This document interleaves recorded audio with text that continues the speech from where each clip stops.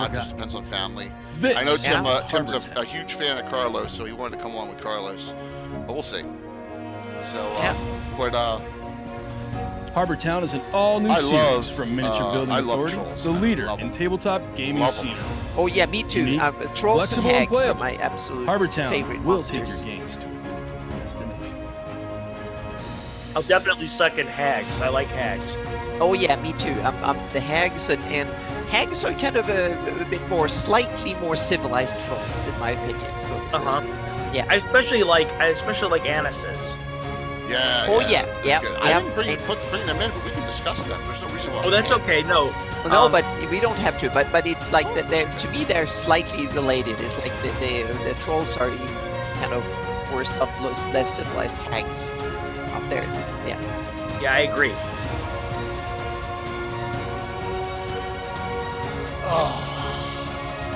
I need more Miniature Building Authority Harbor Town pieces. I only have like 4 big buildings. I gotta get a couple more. See, and now you're begging for the public league, so that will probably happen. So, yeah. Right, that's the best, right? I gotta get a couple more of these. These things are awesome. So sure you will get some more. Yeah, I mean, once the initial Kickstarter's over and Kirk sends them out, he has some pieces left. Yep. So, all right, Rox, here you go.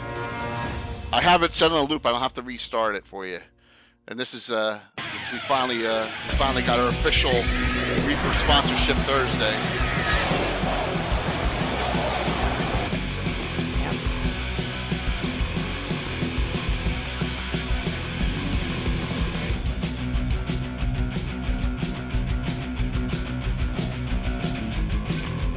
It's a short one.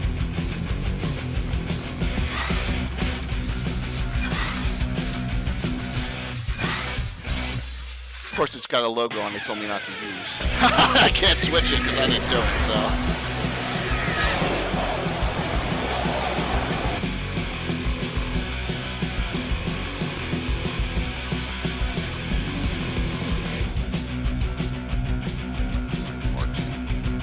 I have no texts. One more time. That'll suffice you, Rox. One more. I need this. Then we'll go on something else. That comment again. Yes, that's the whole joke. You got it. Yeah, but I don't hear the music now because I can't listen to the. Yeah, I don't get music either. Yeah. That's okay though. I'm imagining it. Yeah, I listen to it when I'm watching the show, but not when I'm. Here we go. I play games of the imagination anyway. I'm a DM. Mm-hmm. Yep. Put stratagem on for about 30 seconds and switch that. Geek Dice says hello, Anna. And that's Sean from. He played in my game at Gen Con. Him and his daughter. Oh, so, awesome. There's great. Mike's on too. I know. Mike said he's feeling a little bit under weather, so yeah, Mike's on. Rox is on. Got some crew here. Yeah, so is Amanda. That's why she and I were planning on going to the movies later tonight. That's why I was only gonna do a half thing. Oh, okay. But she's too ill. She's not gonna. What were you gonna see? We were gonna see Abominable. Oh wow. I think she would like that. It looks like it's gonna be good. And you're lucky, Carlos. No more Michael Patton ads. No. No, because we're past that. I got a new mega adventure coming up in a month or so, and here. I wasn't disappointed by them anyway. They didn't bother me. There's a new one, right in Anna's heart of Anna's Shieldlands. Oh yeah. Yeah. Well, that's your version. Shieldlands actually the other day. Excuse me. I just wrote some stuff in the Shieldlands. Awesome. Yeah, and I'm getting into the Bandit Kingdoms for my 576 map, so I need to go back and see if I can figure out all the different parts of the Shieldlands for 576 back. Last night I just finished all the encounters on my module, the Sanguine Labyrinth, which takes place in the Barren Wastes, and that was the 50th encounter in that module and the 80th page. Wow. Awesome. So yeah, it was. This one's going to be pretty massive. It's part of my first mega dungeon that I'm doing, which is Dungeon of Bleeding Walls. Wow. Yeah, I'm reverse engineering out the heraldry for the Great Kingdom. Okay. And Erdi and the noble houses and stuff. So I take all the snippets of information and the few heraldry that are there and try to figure out which colors the different houses have, and then I try to create shields for the ones that I've done almost all of them for my campaign. And I'll hand over to my patrons, and then we can kind of see if any of the ones that I've created are good enough to go on the public map, or if they should just be hidden away and not shown to anyone else. So that's outstanding. I'm eager to see them. Yep. So they're coming. Yep, coming in a couple of days here. So yeah. So do you like my catchphrase, Carlos? Sometimes you cannot tell the difference between good and evil. Oh yeah. It's true. It's true. Especially after 3 or 4 beers. All right. That was pretty much my dating experience in college, as a matter of fact. Oh my God. Sometimes you can't tell the difference between good and evil. That's good. Yeah, life was not always better when you were younger, and sometimes it's better when you're older. Yeah, I tend to agree on that 100%. Yeah, man. me too. Yeah. I don't know. As an athlete, I really miss my. I think I need a potion of vitality. I miss my. I miss my physical youth. I agree with you. But I'm getting a little bit back. I'm out exercising every day and stuff. So yeah. I'm a wreck. No, you're not. But I do. Yeah. And other things I do like it. Other things I do like. Tonight we talk about Giants and Trolls, and this should be edition free, really, for the most part. When you think about it, everyone, you know, Yeah. it should be just about what we do in Greyhawk, and it can be generic, but it's a good topic to go over some baddies. I like Yep. bad guys. They're needed. They're an essential part in any campaign. Otherwise, the adventure life would be dull and Yes, hard. it would be extremely. Heroes are only as good as the villains. Yep. As usual, we'll come on like 30 seconds early before 7:30 on our Sunday night, so I'm gonna pop it on here. Yep. So, ta-da! Hello, everyone. I'm J.K. Lord Gazumba, and I got the great Anna Meyer on tonight, and I got the legendary Carlos Lacing on tonight with me. I believe DM Marco will be on, and the ever mysterious Tim may make an appearance. We shall see, but. Hey, welcome tonight. Thanks for coming on. And tonight we're going to talk about. Last week we did humanoids. Look at that. Just as I speak. Oh, now I got to move things around. Hold on 1 second. I have buried heads. Heads are buried. We don't want to have that happen. There we go. So we have Marco just made it on there. Hey, Mark, what's going on? How's it going? Marco, How you doing? So tonight we had humanoids on last week. We're going to do giants and trolls tonight, and I got some things scrolling through. This is one of those cool general discussions, man, and we're going to just start at the beginning and just chat about all of them and some experiences and some modules they're in, some of Carlos's modules they're in, some of the homegrowns we've done, and give you some ideas, you know. That's what I like to do in these discussions. So how's everyone doing today? You guys all good? Yeah. Anything general anyone wants to bring up on these two monsters?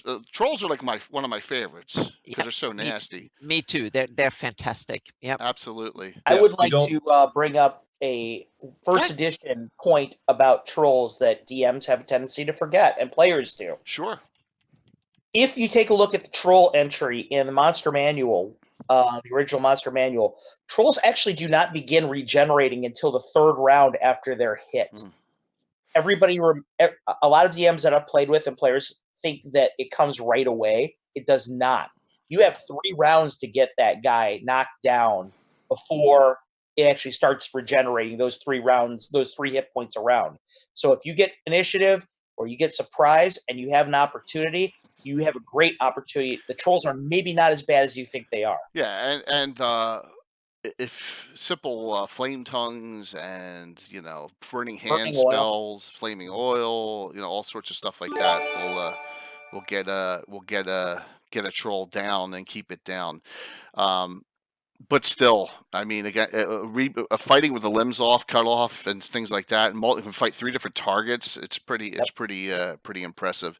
Speaking of that, guys, was everyone crazy what happened Thursday night? That was insane, wasn't it? Mark, I know. Mark said he couldn't see anything. The screen kept. We got 102 new followers on Thursday because of the raid, and Mark's like, I had to move it down because it was blocking his vision. So we got some more. They're still coming in, which is great. So thank you all for the support. I think what's happening is a lot of the channels are starting to.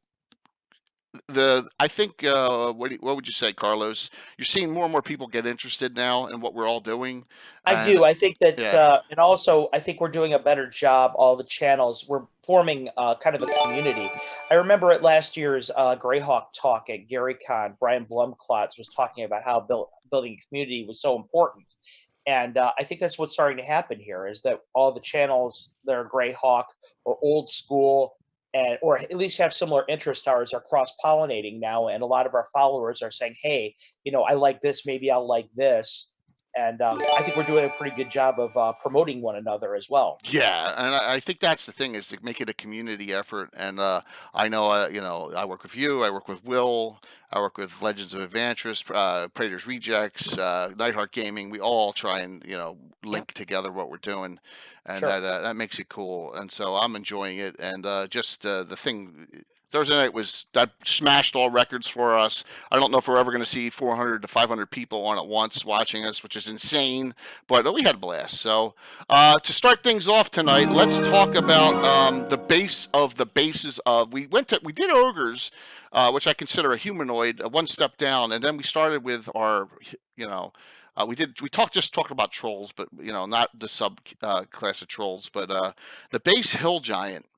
It seems to be just like a big ogre for the most part. Yeah, I mean, the it's armor like class tends to be worse. Bigger than an ogre. Yeah, and so the base hill giant is a cool. I mean, it's just a 8 hit die monster. The skills are a little suspect, 2 to 16, but they can throw. Here's another thing: a lot of people forget. Giants have no ranges on hurled boulders. There's no short, medium, or long. There's just it hits or it doesn't. So if they're within range of 400 feet or whatever, it doesn't matter if it was 390 that they threw it. It does 2 to 16 on a throw, and a lot of people I think forget that ability with giants with hold. I think it's in later edition, like 3rd edition and later. Then you start getting ranged. They follow the ranged rules. They did for giants, but in 3rd. Yeah, depending on strength. They don't. Yeah, correct, Carlos, Mark.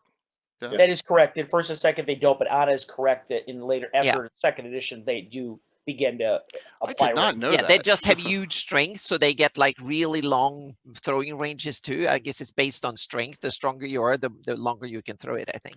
Right. And I remember G1 is the main one everyone thinks of, Steading of the Hill Giant Chief.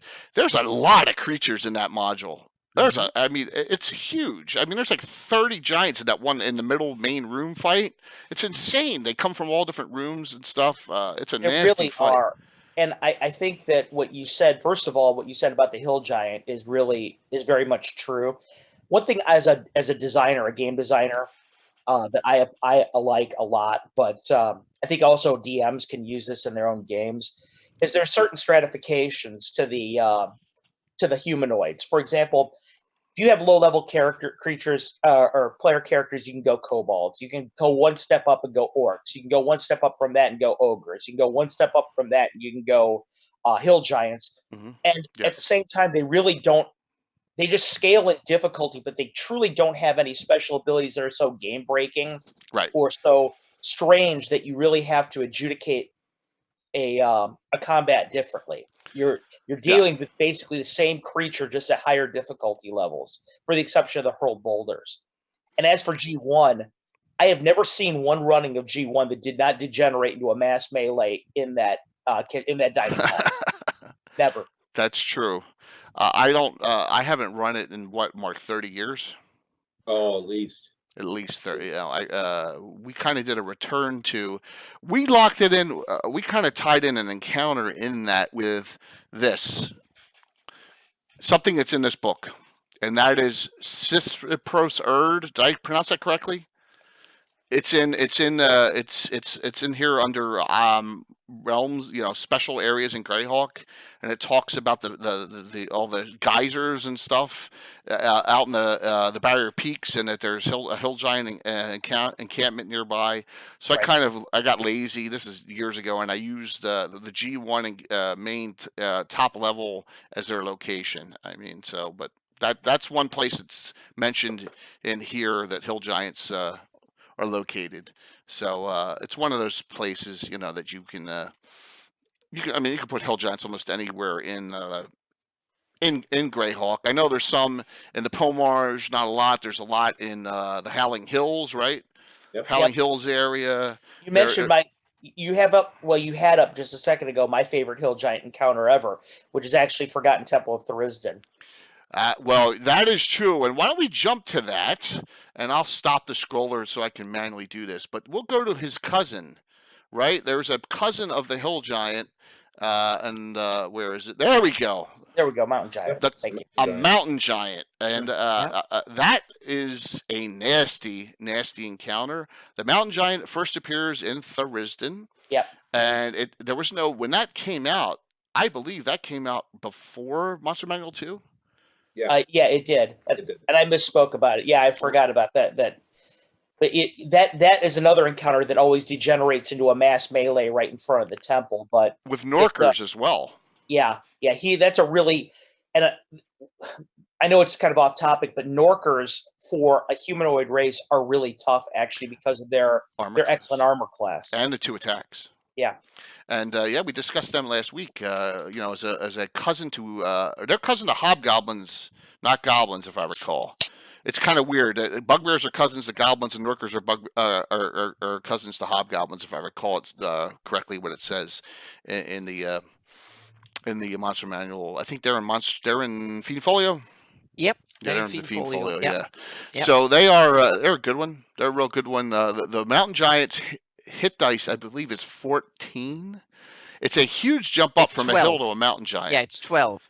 12, okay, 12. Yep. So you're looking at 96 hit points and 1E, but the damage is what? Does anyone remember what the damage they do with a weapon? Not off the top of my head, no. 4 to 40. Yeah. One hit. Yeah. So you're looking at a mountain giant. It hits you in our game. If it crits you, you're in big trouble.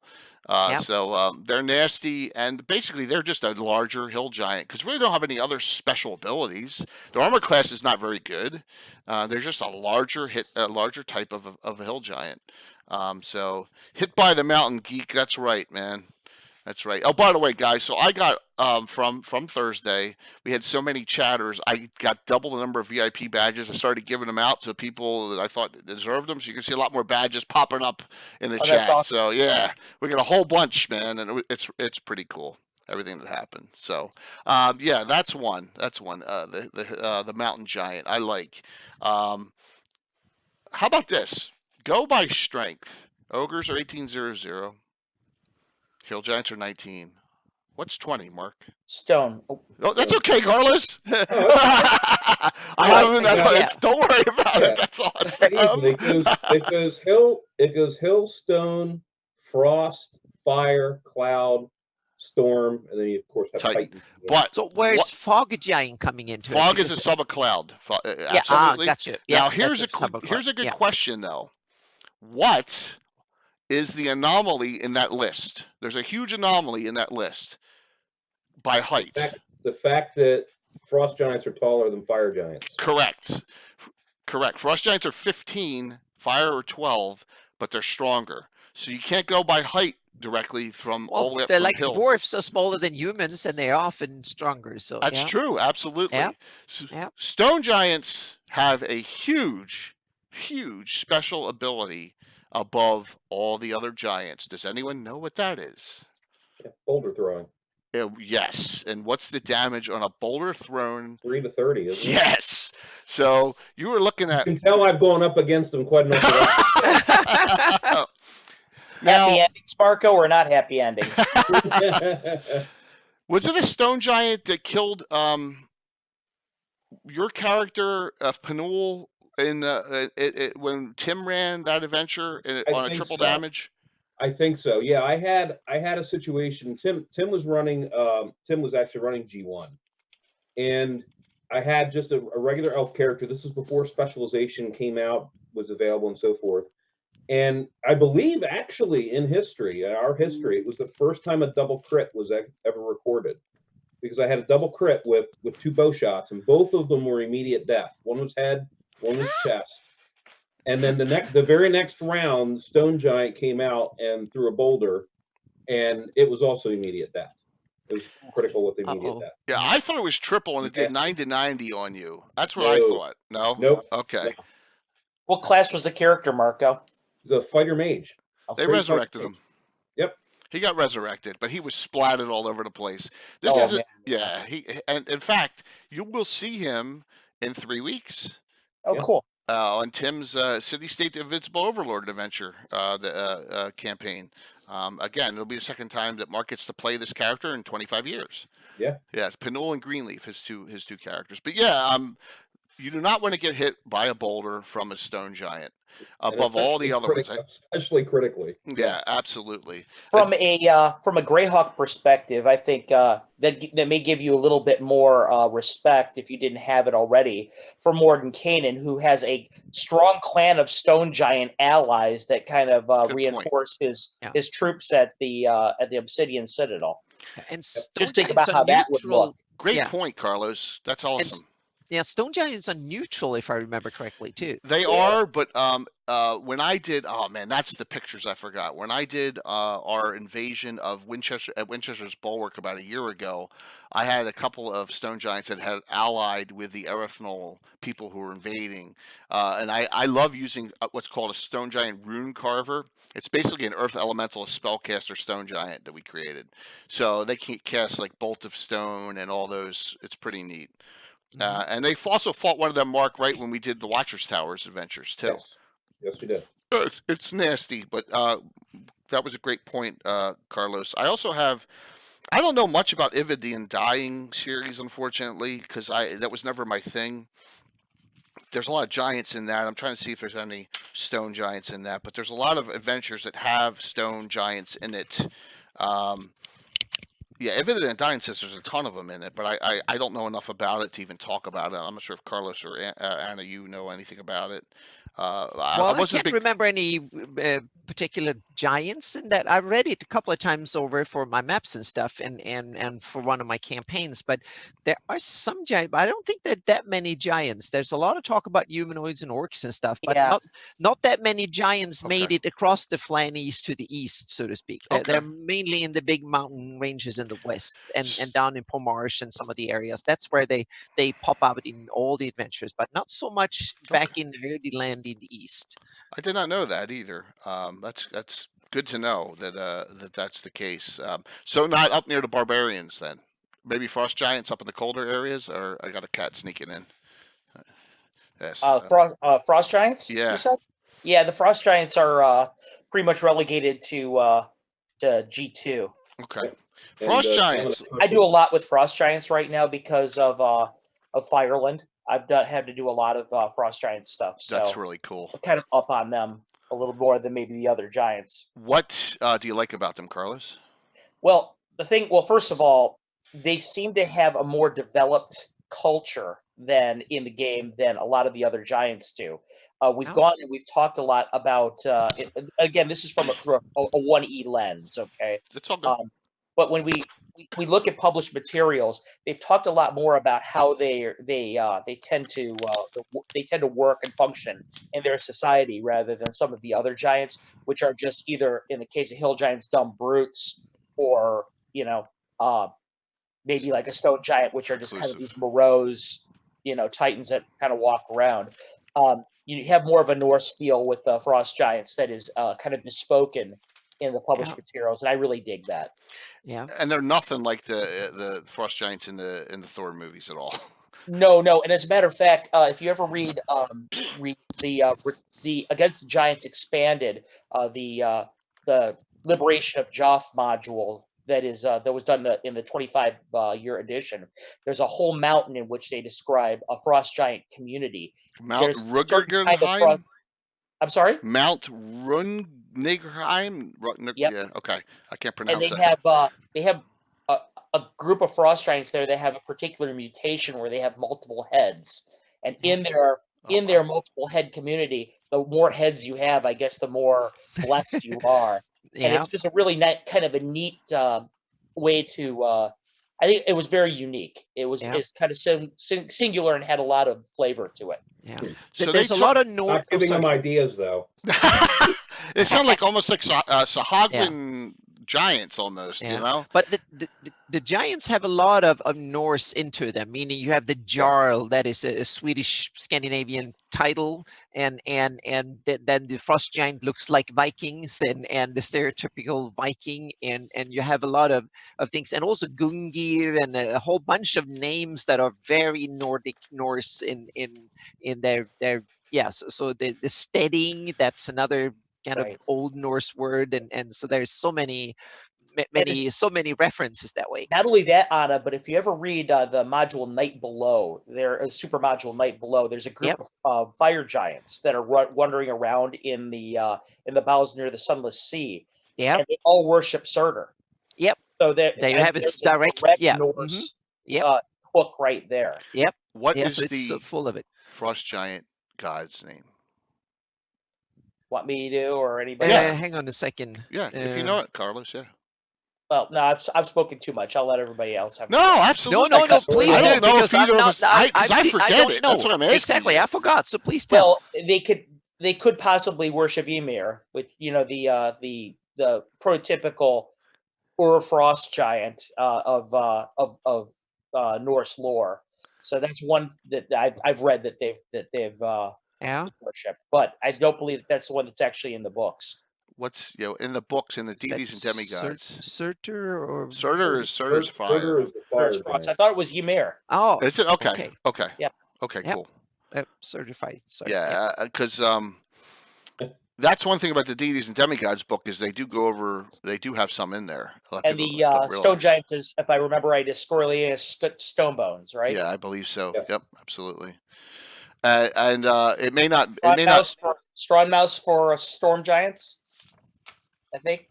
I'm not 100% sure. No, I never used giants that much. See, I did not know about the Night Below with our next. Yeah, one. I remember. Yeah, when you mentioned it, I can go back. I have the module and I read it through at least once when I mapped the geometry and stuff because there are references to it in that area. So note this, that now we're scaling up in melee damage. So we're going 2 to 16 hill giant, 2 to 20 stone, 4 to 24 frost. Now we're to fire, 5 to 30. I want to ask all three of you this question. Do you, when you talk about, that's a great set, man. That's a great set. Yep. Mm-hmm. Do you do the following? When you want to make a giant nastier, like a chief, or do you give him multiple attacks, or do you increase his damage but one attack still? I like giving my guys multiple attacks, whether it's a foe specialization where it's 3 every 2 or 2 every 1. Yeah, I don't have that one snipped in. All right, cool. Yep. Awesome. Yep. I did not know that, man. So that's a 2E, right? Is that a 2E or a 1E fringe? I think it's a 2E. Yeah. Sure, it's written by the late great Carl late awesome. 2E, I think it is. Or I don't have that, believe it or not. I'm gonna have to look for that. That box is probably $200 I have it somewhere now. sitting here. I've lost the box, but I have the actual box booklets and sets. stuff. Yep. Great suggestion. Yep. So, but when I do it, since I run 3.5 Pathfinder, it's kind of easy. I add class levels to them, so I made them fighter levels, barbarian levels work very well. So those are the two. The occasional ranger if they're out scouting a lot and stuff on, but normally fighter levels and barbarian levels work really well because I think they're suited to a lot of the barbarians. They're kind of, and that means that when they get pissed off, they become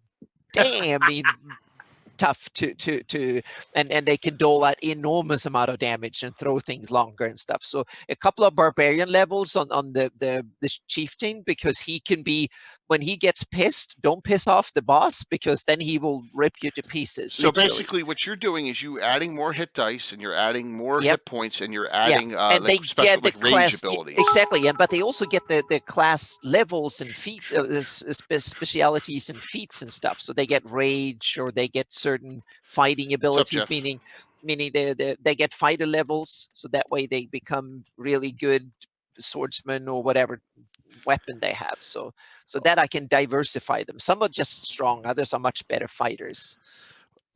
One quick thing, Jeff, who is Mark's painter and crafter, and they play at Jeff's house, and he has that great table, and he just did the cheer.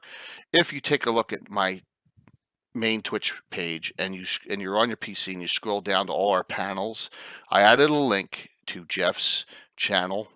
Okay, it's right there. It says Jacob Jansen Twitch channel. Super cool. Check it out, because he's always doing crafting. Give him a follow, please. Thanks, Jeff, for the cheer, man. Thank you so very much. And you guys will be playing tomorrow night too. So just wanted to give a little sidebar on that. Hey, we forgot something about frost giants. They're immune to cold. Yep. Right? Yeah. Fire giants are immune to fire, and that's huge, because all these spellcasters like, oh, I'm going fireball, fireball, right? Yep. So they have a huge advantage there. And when I had, my main character, Gazumba, he has what's called Scepter of Disguise. He has a shape change ability spell on his staff. He likes turning into them if there's like a fire giant or a frost giant. He'll change right into one of those, so he's immune to those effects. So it's pretty. They have some complete immunity to fire. It's crazy when you think about it. Mm-hmm. So because like going to what Anna said about how she deals with scaling her giants, there is actually I hate to sound like Mr. Night Below, but there's actually in that encounter in Night Below, the son of the fire giants, if the battle is turning badly against them, he sacrifices himself to Surtur into the river of lava. But what happens is the chief goes berserk and starts acting like a barbarian. So there's actually a precedent in Night Below for the kind of thing that you're talking about, and it works really well in terms of the combat. So I think your methodology is really good there. Thank you. Excellent. Yeah, it worked well. Yeah. Now, I do it a little differently myself. The way I do it is culturally, there's a chief, and he's generally a fighter or a barbarian type, but there's also a sub-chief who's usually a witch doctor. Mm-hmm. Smart, exactly. Type. Yep. And that's what I have a tendency to do, is I tend to kind of balance the tribe out with different abilities that would work inside of an actual culture. So and speaking of culture a bit, I've always envisioned it. I haven't really used it in my games yet because we haven't been outside of the Flanaess, but I can envision that the giants come from somewhere else, and they actually areas where the giant rule and control. So I can thinking up north, and I want to envision it like some centrally in Rurik, there is a large area that is run and that is culturally where where the giants come from. And up north you can have like hill giants and frost giants, and then you can have the fire giants in the volcanic area. We will see one day, Anna. I think pretty soon. Well, actually, my whole idea of Fireland, the giants actually were one of the races that were there first. Oh, that is so cool. Actually, a group of playable PCs that are half giants called the People of Twilight. They're suspended between giants and humans. There you have it. So I do a whole big thing with that and the origins of giants in North. Fantastic. That's awesome. Yep. So I'm teasing that a little bit here. That's okay. That's what this. Wonderful. Yeah. People are excited about all teases. Trust me, they are. Yeah. Absolutely. So, Mark, your two groups in your campaign, have any of them come across any kind of giants or trolls yet? No, not at this point. They haven't. Trolls they have encountered. Okay. Yes. They have not encountered giants as of yet. They're still at a level where a singular giant could easily just maul right through them, especially the lower level group. But to answer your other question, I think it also depends upon the specific group that you're doing. Yeah, thanks, Jeff. That was wrong. That was so wrong. That's okay. But at any rate, in ours, it becomes a little bit different when we play on Thursday nights because we have so many different groups, and it really depends upon the levels it is that that you're playing at. When you're introducing a newer group to it, you want to make them bad enough, but you don't want to make them so bad that they can just decimate. You don't want TPKs all the time. So. Well, yeah, absolutely. I was just curious, maybe if that, whoops. I was just curious if they had come across maybe a runt hill giant or even a half ogre yet. No, not as of yet. They've encountered stuff that's real close. They have had trolls that they did get introduced to, but well, that's nasty enough in its own right. Oh, absolutely. Because your character's like 4th level, right? Yes, they're like. Yeah, that's nasty enough in its own right, man. Yep, absolutely. So, Marco, I love what's your favorite kind of giant, actually? Mine, for a player or a DM. Actually, what I like going up against, honestly, are just hills. Just because the fact that you just like to have some nights that you just want to beat on something. And that's all that they really have the capability of doing. Right. They don't really have any other formidable types of skills. You just go in and you just start wading through them. It's a good opponent for murder hoboing parties. When they go murder hoboing, then they fill a perfect niche. They're not complicated. They're just damn difficult and satisfying. Yeah. Yep. As a DM, which kind do you like, Marco? Honestly, I don't really have a favorite. I don't tend to use an awful lot of giants anyway. Only because of the fact that, Jay, on the other hand, he likes using them. I don't have them encounter an awful lot of them just because of the fact that I feel that they're more, as you can see in those kind pics, of sequestered. Like, you may have like a runt one that would come out, or just one that has gotten away from society and tried to bully like another group as almost like a head leader or something, but never like entire groups. Like, I've never actually run any of the G series whatsoever. And it's been so long, I don't even remember 90% of what goes on. The only thing I ever remember about G1 is just the big battle in the Great Hall. And that's about it. Yeah. The thing I remember most about the Giant series that dovetails with our conversation is if I close my eyes real hard, I could still have nightmares about G3's room with 56 trolls. I still close my eyes and I have absolutely vivid nightmares about that room. Oh my God, did that turn into a bloodbath when my party went through that? Oh. Yeah, I think I used them as sort of mini bosses or really tough guys. So the ones that I've used have been the kind of top mercenaries in IU's armies and other humanoids and evil guys, meaning that they're like orcs or humanoids, but they're the big beefiest ones, so to speak. So when IU's wants to have some, I can see them, the platoon sergeant that manages the IU's shock troop. That could be a fire giant with 4 barbarian levels or 5 barbarian levels or something, making him a 15th, 18th level character or something like that in power, meaning he's the one that goes around control the 1,000 of the IU's top troops, so to speak. That could be the not the brains, but the ones that go out and tell them if they don't follow the order, he will be the one smacking their heads in and stuff like that. That's how I used a lot of giants that way, as the biggest, toughest, nastiest baddies out there.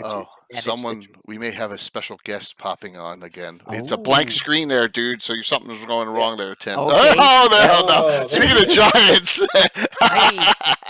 there he is. Your head is covered by the stratagem symbol. Hold on.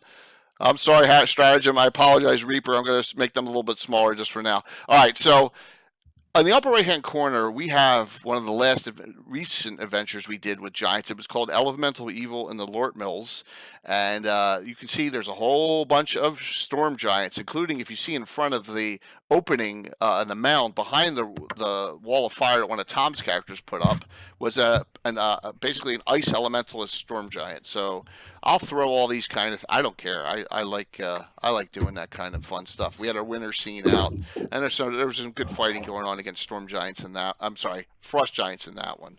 So, oh my God, look at that beer he's drinking too. This is going to be scary.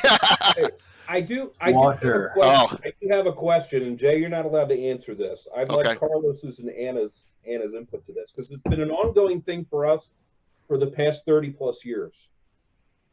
Can a thief backstab a giant? I would say no.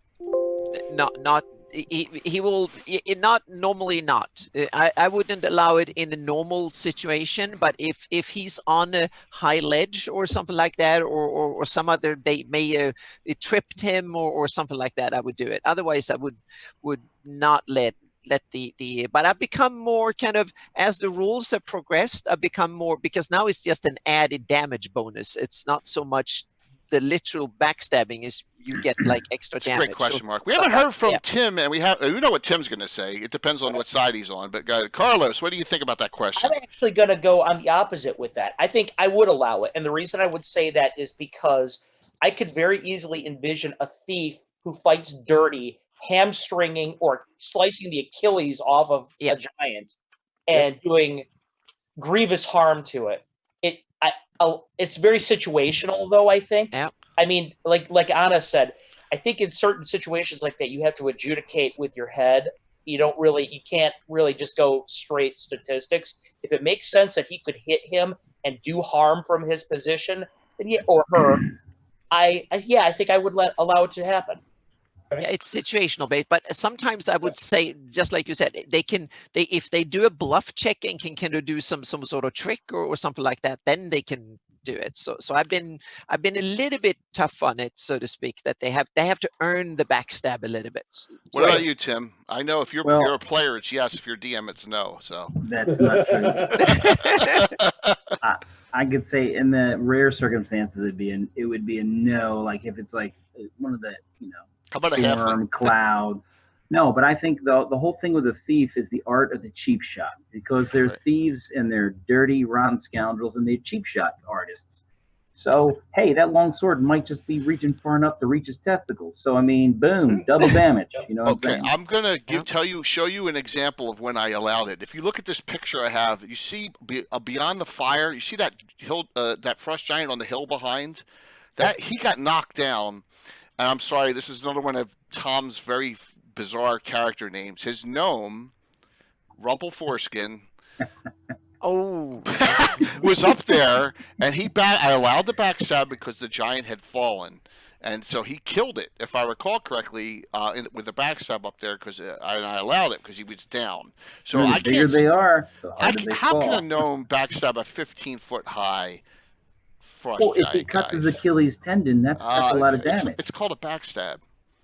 You're going to have to fight organs. It's not called a hamstring because it's a cheap shot. Exactly. See, there's a difference. Being a little bit too literal into it. And okay, so here's the reason why I asked the same question is because we also got into this when it came to talking about dragons. If you can actually backstab a dragon. Yeah, no. And if you read what happens in Monster Manual about subduing a dragon, it talks directly about doing so. Oh boy! And says, you can for sure. Doing it, the thief actually gets his bonus in backstabbing. He's a cheap shot. So the intent of what I think that the founding fathers, if you will, was about the cheap shot. It is not about necessarily getting attacks into the major organs, into the back. Yeah, and it's like Left Coast Scott in the chat rightly point out that now it's called sneak attack in the latest editions of the game, which I think is more appropriate. Yeah, but you can do it. Go on. In later editions, you can sneak attack with a freaking crossbow, which is ridiculous. That's right. Yeah. Right, Carl? That's ridiculous. Unless you're shot unexpectedly. That's ridiculous. I'm sorry. That's not a thief. I'm sorry. I'll never allow that. Never. First of all, thieves can't use crossbows in our game. But I will, in a future one, Mark, right place, right time. How about this? I will consider it. If it's one of Alan's characters, it's definitely not allowed, but anyone else is okay. How's that Jay, sound? let me ask you this. Marco, I'm on your side. The Jay, real answer has to be it's situational. Yeah, so absolutely. In the case of what actually happened with that frost giant, and and Tom's gnome, it makes perfect sense. Yeah. What are you gonna say, Tim? I was going to say, can an assassin assassinate with a crossbow? No. Oh. No. Yeah. Thankfully, no. I haven't used assassins in No, like 30 no, years, so I don't have absolutely to. You have Sure never you could. watched It's, any it's single probably the James Bond assassin. movie. It's probably the assassination weapon of choice. Yeah, it's Yeah, like a fantasy sniper It's Yeah, rifle. not in It's- D&D. It's Assassin's Weapons of Choice in Assassin's Creed or whatever. It's not in D&D. I've never played that. Yeah, it's D&D. D&D. As No. in, assassins can use any weapon. I think Yes, use they any weapon. can. Doesn't say they can assassinate with any weapon. All right, we're getting off The track here. assassinate Right, percentage Carlos is is based thinking. on. You guys are going to punish. You're going to punish yourselves by this discussion. You understand that? Yeah. Carlos is thinking, and he may last second throw some stuff in very shortly on you guys, and then you're going to regret this conversation. I'm just Oh kidding. no. It's I become have my less own and less. thoughts about that, but I don't want to derail the conversation.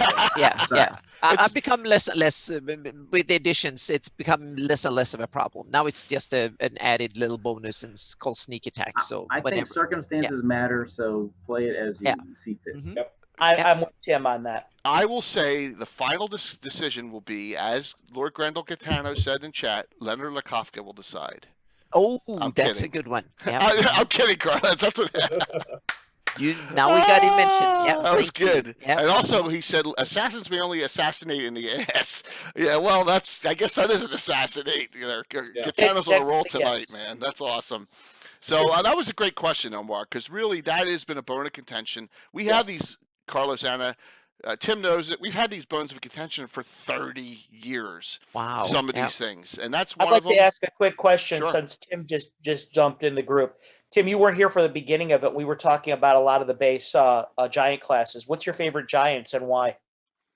Not trolls, giants. We'll go do giants first, I like stone giants, and because and of I like them because, well, they could be the bad guys or the good guys. You don't know. You're not sure because they're kind of just they're part of nature. But that 3 to 30 boulder is like kicking. I love it, and they're catching objects. Yeah. I like that. Oh yeah, absolutely. We talked about that, and Yeah. we talked about Pinul getting critical hit with the boulder. Remember? Yes, there was an incident in the Hill Giant where I think Greenleaf got killed with a boulder to the head, and I think Pinul came and he fired, and it was like 2 criticals in a that's row, what and like happened. instantly killed him. So it was like one giant, boom, she's dead. He goes, fires, boom, boom, and then both are criticals, and Double both crit. are like immediate deaths. It was like an insane. Retribution. Yeah, it was like Yeah. a movie couldn't have done better. And that must have happened in Is 19. any of the giants in the city-state campaign?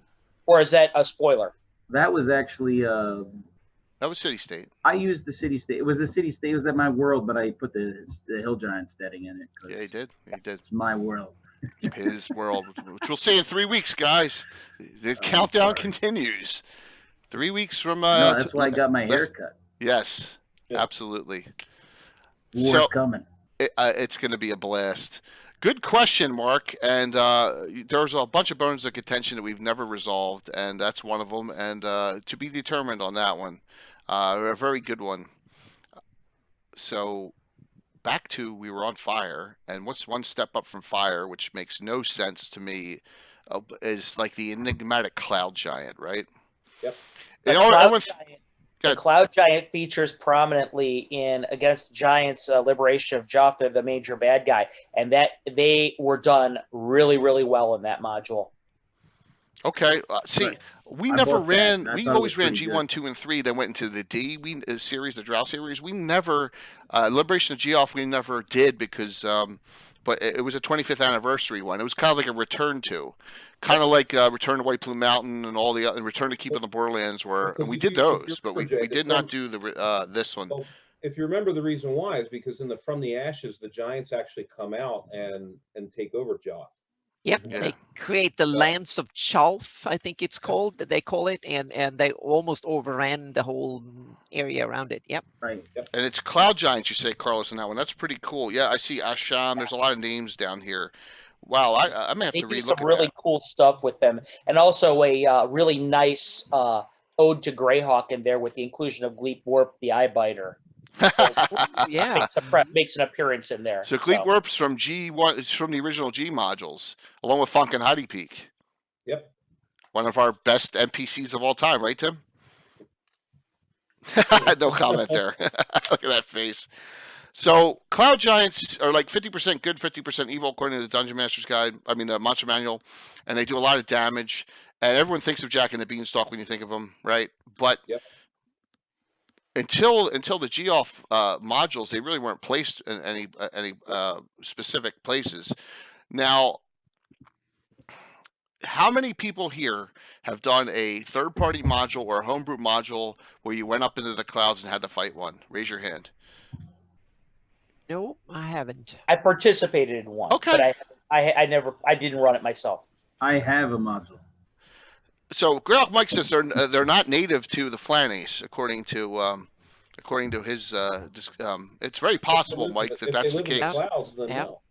And they seem to be based on that old Greek mythos, judging from the dress and the illustrations and stuff. They seem to be tied to the old classical Greek kind of. And they did sort of the same thing with storm giants as well. Yep. Yep. More culturally high standing than the other brutes in a way, They're, so to speak. they're much smarter. Yeah. With the cloud giant comes its cousin, which was put in Fiendfolio, the fog giant. So the fog giant is basically a cousin of the cloud giant, and they have the 50-50 neutral evil thing. Do they have spell ability? Is that what's special about the fog over the clouds? But one of the interesting things when we talk about the different, it seems to me more like this is something that some adventurers in the Greyhawk of the Flanaess, this is how they label them, rather than they are actually, they seem to be one people with kind of slight, some of it this characteristics and others are this characteristics, and then the adventurers have put them into certain types, and they've written this.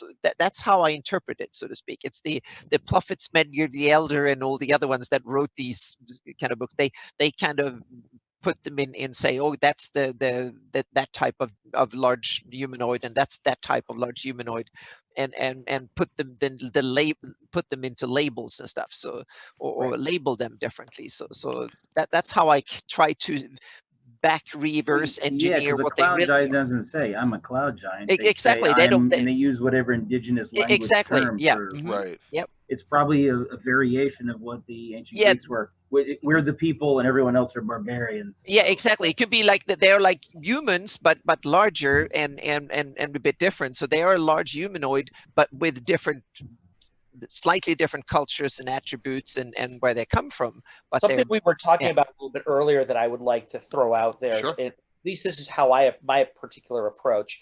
We were talking about how there were different levels of the humanoids, and they went up the scale. To me, the highest level of the classic giants is actually the fire giants. I almost have a separate family tree starting at cloud giants. It makes sense. Giants are the lowest, storm, and then titans. They're their own deal. Well, yeah, titans are. And I do that because of the Greek kind of feel for them. Yeah. I think their culture makes them almost distinct in of themselves. Yeah. It makes total sense because it's not something you're regularly encountering in the Flanaess on the ground. You know, when you think about it in the G series. Is there a cloud giant in the G series at all? I don't think so. There's a cloud giant visiting. Yes, they're cloud giant in the hill giant. That's visiting, true. and they're trying to bribe them into joining. Yep. In G1, you're absolutely correct there, Tim. Yeah. Great memory on that. Yeah. Wow. And it's a bit like they get different. Ran my daughter through G1. Go ahead, and it's a bit like the different giants are having different either religious affiliations, or they environmentally impacted, or culturally different, and that's give them the different traits. So they either believe in some fire god, or they live near volcanoes and warm areas, so that's why they get it. And some of them live up north, so that's why they're resistant to frost and immune to it and stuff. So I try to, but that's the way when I envision the way I do my games and run games, I try to envision it, reverse engineer it that back way. I like to keep the labels for adventurers and when they talk about it, but it's not something that they will label themselves as these things. Look back at just about any culture. I mean, every cultural aspect has got some version of giants inside of their mythos. I mean, I remember, I think, is it in Deities and Demigods that shows the Chinese mythos? Yeah. God that's actually fighting a giant Asian. Yeah, it an seems Asian to giant be of some sort. it seems to be everywhere. It's in Old Norse mythology. It's in the Bible with David and Goliath, and it's in Old Greek literature, and it's everywhere. Yep. Okay. So then, as a joke, I got to throw this out there, Jay. You'll appreciate this. Oh, cool. So then, what type of giant from Super Friends would Apache Chief be? That's so awesome. A Spriggan. Plains giant. Yes, a Spriggan. Talk. Desert giant. Yep. Yeah, he's Spriggan because he's normal size and he gets real big, right? Because they're like gnomes, aren't they? The Spriggans. Spriggans are like sprites. Yeah. Yeah. That is a great one, man. That was awesome. So, has anyone ever put a storm giant in their adventure and actually had them? It turned bad or evil or whatever. And they fought it. No, I haven't. I don't recall ever doing it. Now here, this adventure that's up here, Child's Play. There's a storm giant in it. So in that module, that bad module, there's a storm giant in that adventure. Yes, there is. It's his maid. It's Wolf's maid. Yeah. Yep. So it's like, wow. There's very few references to storm giants actually being used. And I have two really cool ones. There's actually one that's in the Against Giants that can be an ally of yours if you play it right. Okay. But the coolest one for me is actually from I Use the Evil when they talk about, or excuse me, Even the Undying. Right. When they talk about the Castle Gold Bowl that's in the Great Kingdom. Oh yes, that one has a storm giant. Yep. Yes, they do. The Hirania, the storm giant. Yes, exactly. I forgot that. That's the one. I've actually had that one in my adventures. Yes. And yes, I forgot about that, cool. Tim. Damn. Thank you so much for bringing that up because that's one I've actually had in there. It was more as a kind of just to spicy it up, never part of combat or anything like that. But she was just there as maintaining stuff. Her whole background is really cool too. If you have access to that. The Undying, which is a free supplement. Exactly, you should be able to download it from somewhere. It was that Carl everywhere Sargent as well, correct? It is. Yeah, okay. Yes, Great there was Carl that one that never got published. They made it and never published it, and then they released it as a Word document or PDF or whatever it was on AOL or something like that back in the day. It came out, and then it's been everywhere. And then someone actually, because they made an official cover for it, but since it didn't got printed, they put that on the website or something, and someone actually made it into a PDF that looks like an official PDF with the number and the cover art for it.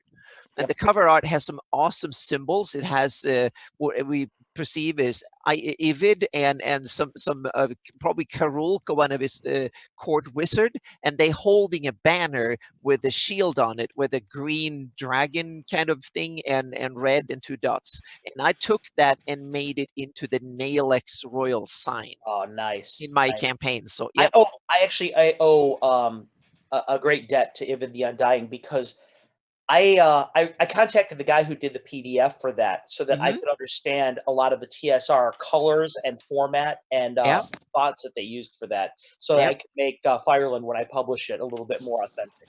Yep.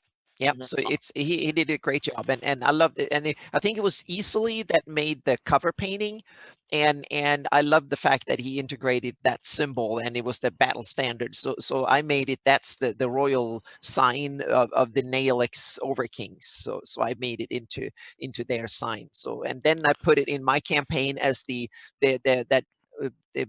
kind of evolved into more modern heraldry that is used for the Roxas lands of the United Kingdom of Alyssa. They took a version of it, put it in black instead. And so us guys never did the east side of the map. Very rarely. Tim had us over an ID once, and that was it. I mean, we never used that side of the map. It's crazy. Yeah. So I'm glad you guys are here because we'd be devoid of this conversation if the Undying. Because I did a 4-year. Tim, what did you do in ID? Actually, I'm interested. I'm trying to remember. Hawk, Azumba, Fencing, and Leuven. Right, I know. Was that the Knights of the Eastern Sun? Okay, that's what I was thinking. Yeah. Knights of the Eastern Sun. That was ugly. It was ugly. Yeah. Don't forget also the Great Tomb of Horrors is set nominally in the vast swamp, which east side of the map. Yeah. I ran when I. Oh, go on. No, it's okay. That's okay, Anna. We just real quick. We will go in a future episode, and Tim has to be on it. because Tim, the Knights of the Eastern Sun all use the gem-colored dragons, and what a nightmare they are. So when we do dragons, we'll go through all the colors, including the gem-colored ones. Sorry, Anna, go ahead. Oh, I was just saying, when I started mapping, this is like 9 years ago, just when I moved to California, I started mapping that area of former Great Kingdom, the eastern part of the Flanaess Airedale land. So I realized that now I'm going to read about this for the next 2 years or a year and a half. So I need to run it. So I ran a 5-year campaign set around Rel Devon and moved around large part of the former Great Kingdom. And it was fantastic. I learned so much reading all about it. And even The Undying is one of the key documents portraying that area. It's one of the masterpieces when it comes to Greyhawk modules, I think. It truly is. Well, it's good to know that it exists. So if if anyone's doing any research on that, and it's a free download now, guys, you don't have to feel guilty about getting it in a PDF. Exactly. It's unlike other ones, Yeah, exactly. It was actually released free to the community. That's fantastic. Cool. What's that? Which one was that? Ivid the Undying is for the Great Kingdom. Yep. It's a Great Kingdom reference that never came out. You know how Marklands and Eos the Evil came out, Tim? Knights of the Eastern Sun, they were hinting from being over there. Yeah, absolutely. They were kind of like a renegade. If I recall, Tim, you had them as a renegade group from the Overking, and they split out on their own because they're like, screw this. Were they actually parts of the the Night Protectors of the Great Kingdom that broke off, Tim? It's possible. They could be. Yeah. Very cool. Tim wasn't much on canon background details back then. Just thinking of ways to hook it possibly into what I do. That's I love when the creators that are on this show that I actually admire. I like seeing how I can fit some of their work to making my game a little bit more fleshed out. So it is. Tim has some great ideas. The adventure that he ran back in 1987, after we finished Temple of Elemental Evil, I'm sorry, digressing here a little bit, is the adventure that one of the Knights of the Eastern Sun cast two phantasmal forces of dragon heads, and everyone but Gazumba and Fensik died in the second round of the adventure. Mark, if you remember that, we're all drunk drinking Foster. We're drinking Foster's Lager and Kyren Ichiban, and we're all like 18, 19 years old. We're all it was great, and of course everyone was dead though. It was. But I was shocked that they wouldn't disbelieve. Oh yeah, because they really thought that I would throw in 2 dragons, just breathing on them. Yeah. Nobody thought. That probably says more about you than them, Tim. Yes, it does. Well, imagine that. Yeah. Thank Redeemer. They disbelieve now. Thank you for the follow. I really appreciate it. See, this is cool because we can talk about all these old stories and really get off at a tangent. But we have. Good, I was going to say we have a lot of giants to cover. We have giants and trolls. All right. Yeah. So some of the more crazy ones that we get, most of them appear in Monster Manual 2. I'm going to go down, and we can just bounce around if you want. But my favorite, one of my favorites, that's really unused, I think it's next, the Verbeegs. Okay, Verbeegs are giant behemoths. They're one step above the ogre, one step below the hill giant. But they tend to be backward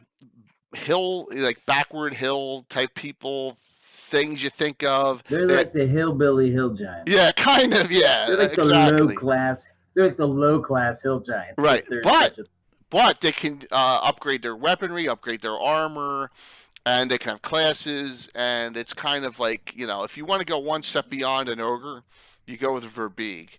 And I think Verbeegs of the Gnarly Forest is an adventure, correct, Tim and Mark and Carlos, in one of the adventure cards? Like yes, I do some stuff with Verbeeg's and adventure card. Yeah, I think the one that everybody here will know most, at least Anna and Jay will, is Verbeeg Hill.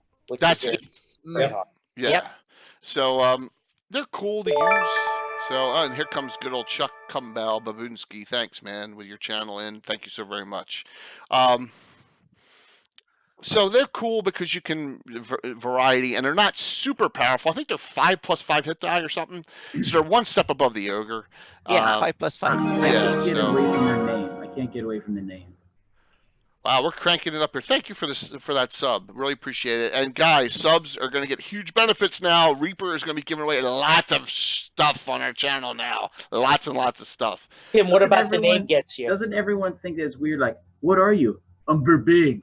I'm Verbeeg. It's got to come from something. Person who's like it's got to come from somewhere. I think it's very big. Yeah, very big. Yeah. Oh, Verbeek. okay. Yep. I'm sorry. Yeah. Well, the name don't like used to get me because as a hockey player, all I could think of was Pat Verbeek. Verbeek, Yeah. Pat Okay. Verbeek. Yeah, it sounds Dutch. So Yes. they were like the Halloween, the hockey mask. Mhm. And the, Yep. So, getting into hockey, Carlos, you know that back in the day in the 90s, we have the Fighters of the Light, and I just was running out of names, and so I named all their fighters hockey goons from the 90s. So one's named Rich Pelon, one's named Oh. Glenn Wesley, one's named, yeah. So, yeah, absolutely. Because you run out, you're just like, I'm tired of names. All right, so that's the Verbeek. I'm not gonna lie. I tend to use Quebecois names for some characters too that are ex-hockey players. So I do the same thing. Excellent. I mean, sometimes you just want to, Pet Verbeek. You just want to just keep a name in there for posterity. Someone pick another a giant. I will for me. Yes, I hope that's next. Yep. I bet you Furbolg's next. Oh, Fomorian and Furbolg. Oh, we haven't done Cyclops yet either. Yeah. And Yep. we haven't done Edens either yet. Fantastic. Yeah. Fomorians. Boom. Yeah. Fomorians are from Carlos's favorite adventure of all time. Go ahead. Caverns of Socan. Yes, that's where they Oh, first yes. appear. Is the Lost Caverns of Socanth. Fomorians are super nasty. They're super. What, a 14 hit die, 13 or 14 hit die. Yeah, I think they're 14. They get 4 to 32, I think, on damage, but you can't surprise them either because of all their deformities. So they are nasty. They're great guards. I use them because I have 2 figures from old D&D sets that were out in the early 2000s. So I have a couple of the Fomorians. They're really a great opponent to really throw up against a high-level cavalier, and a fighter thinks he's real nasty. If we recall, just recently, Bill's Ranger, one of them got plowed by one. Remember, got critical hit and got splatted in an adventure not that long ago. I think it was a triple crit again too. So Fomorians are really good for that, and I don't know if they appear anywhere else in published canon modules besides Shokanth. Yes, they do. Okay. Hey. I use the evil. True. Oh, They do appear in Eyes Evil. Absolutely. And actually, City of Skulls as well has that. Yep. They appear in the Howling Hills in Eyes Evil. Yes, they do. But he also uses them as shock troops for some of like the Black Legion. The Black Death. Yep. Here is the kind picture. of like gargantuan, right? They're like huge. 20. They're something crazy tall. I thought they were. They're huge, and there's the picture from Shokanth. I'm actually looking at the entry right now. It says that they're 13 and a half foot tall. Okay. And yeah, Lord Grendelwalp is right. They're actually 13 plus 1 to 3. Okay. 13 hit die plus 1 to 3. Yeah. Yep. And they do some massive damage, and I think they're a great. Whoever created them, kudos, because they're really Is it a reference to something from? What's that? Is it a reference to something? Fomorian is. Yeah, that's right from Celtic mythos, I believe. Or Furbolg and Fomorian, both of them, if I recall correctly, are from. They sort of have their grotesquerie is sort of fairy-ish when you look at the real nasty ones, I think. Yeah. Yeah, I really believe that that's where they come from. Is both of those mythologies. So something primeval with the name. But fun too, Like I said, I love using them. Let me see here. I know we're gonna. We'll go back to Titans. So let's talk about the Furbolg, which is actually another race of giants. They appear in the woods a lot. They are kind of like a neutral to chaotic good creature, if I recall correctly. On that, yes, Yep. I just went right by it. Neutral, chaotic good. Yep. And I believe there's a bunch of them in the Vespi Forest. I think so too. There's a place where we have them. There they are. And there was in a supplement, and here's a funny story. Were these the ones that Walt tried to play a player character on it, or is that a different one, Mark? Remember? Yeah, they're the ones that eat the nuts all the time. That may have been a different one of Walt's on Hill. Reminded. I don't recall Furbolgs being in any published thing. Do you know, Carlos? Furbolgs? Yeah. I do not think so. No, I do not think so. I know there was a Dragon magazine adventure that had a Furbolg in it. It was the first introduction of the Furbolg and the Galeb Dur. Ah, okay. One is they Oh yeah, that's betrayed. another one. Was it betrayed? Well, I know Galadurs appear in Valley of the Mage. Yeah, it I was. know I've read something with one in it, but I don't know if it was canon or if it was. Okay. Well, it Yeah. doesn't have to be. I'm just saying on locations. I'm trying to think if I ever used them, and I can't recall. They're like Yeah. the good. I know I used them in a Vestfy, kind of with the Druids. The Druids would be talking to them. I remember that, but that's it. So, but that's another monster. Monster Manual 2 was loaded with different giants. Yep. It's one of the best monster manuals ever. There's so many cool things in Monster Manual 2. Absolutely. Yep. Yep. A lot of Shokanth creatures. Oh yeah, are in that. it's Yeah. including the art on the cover page.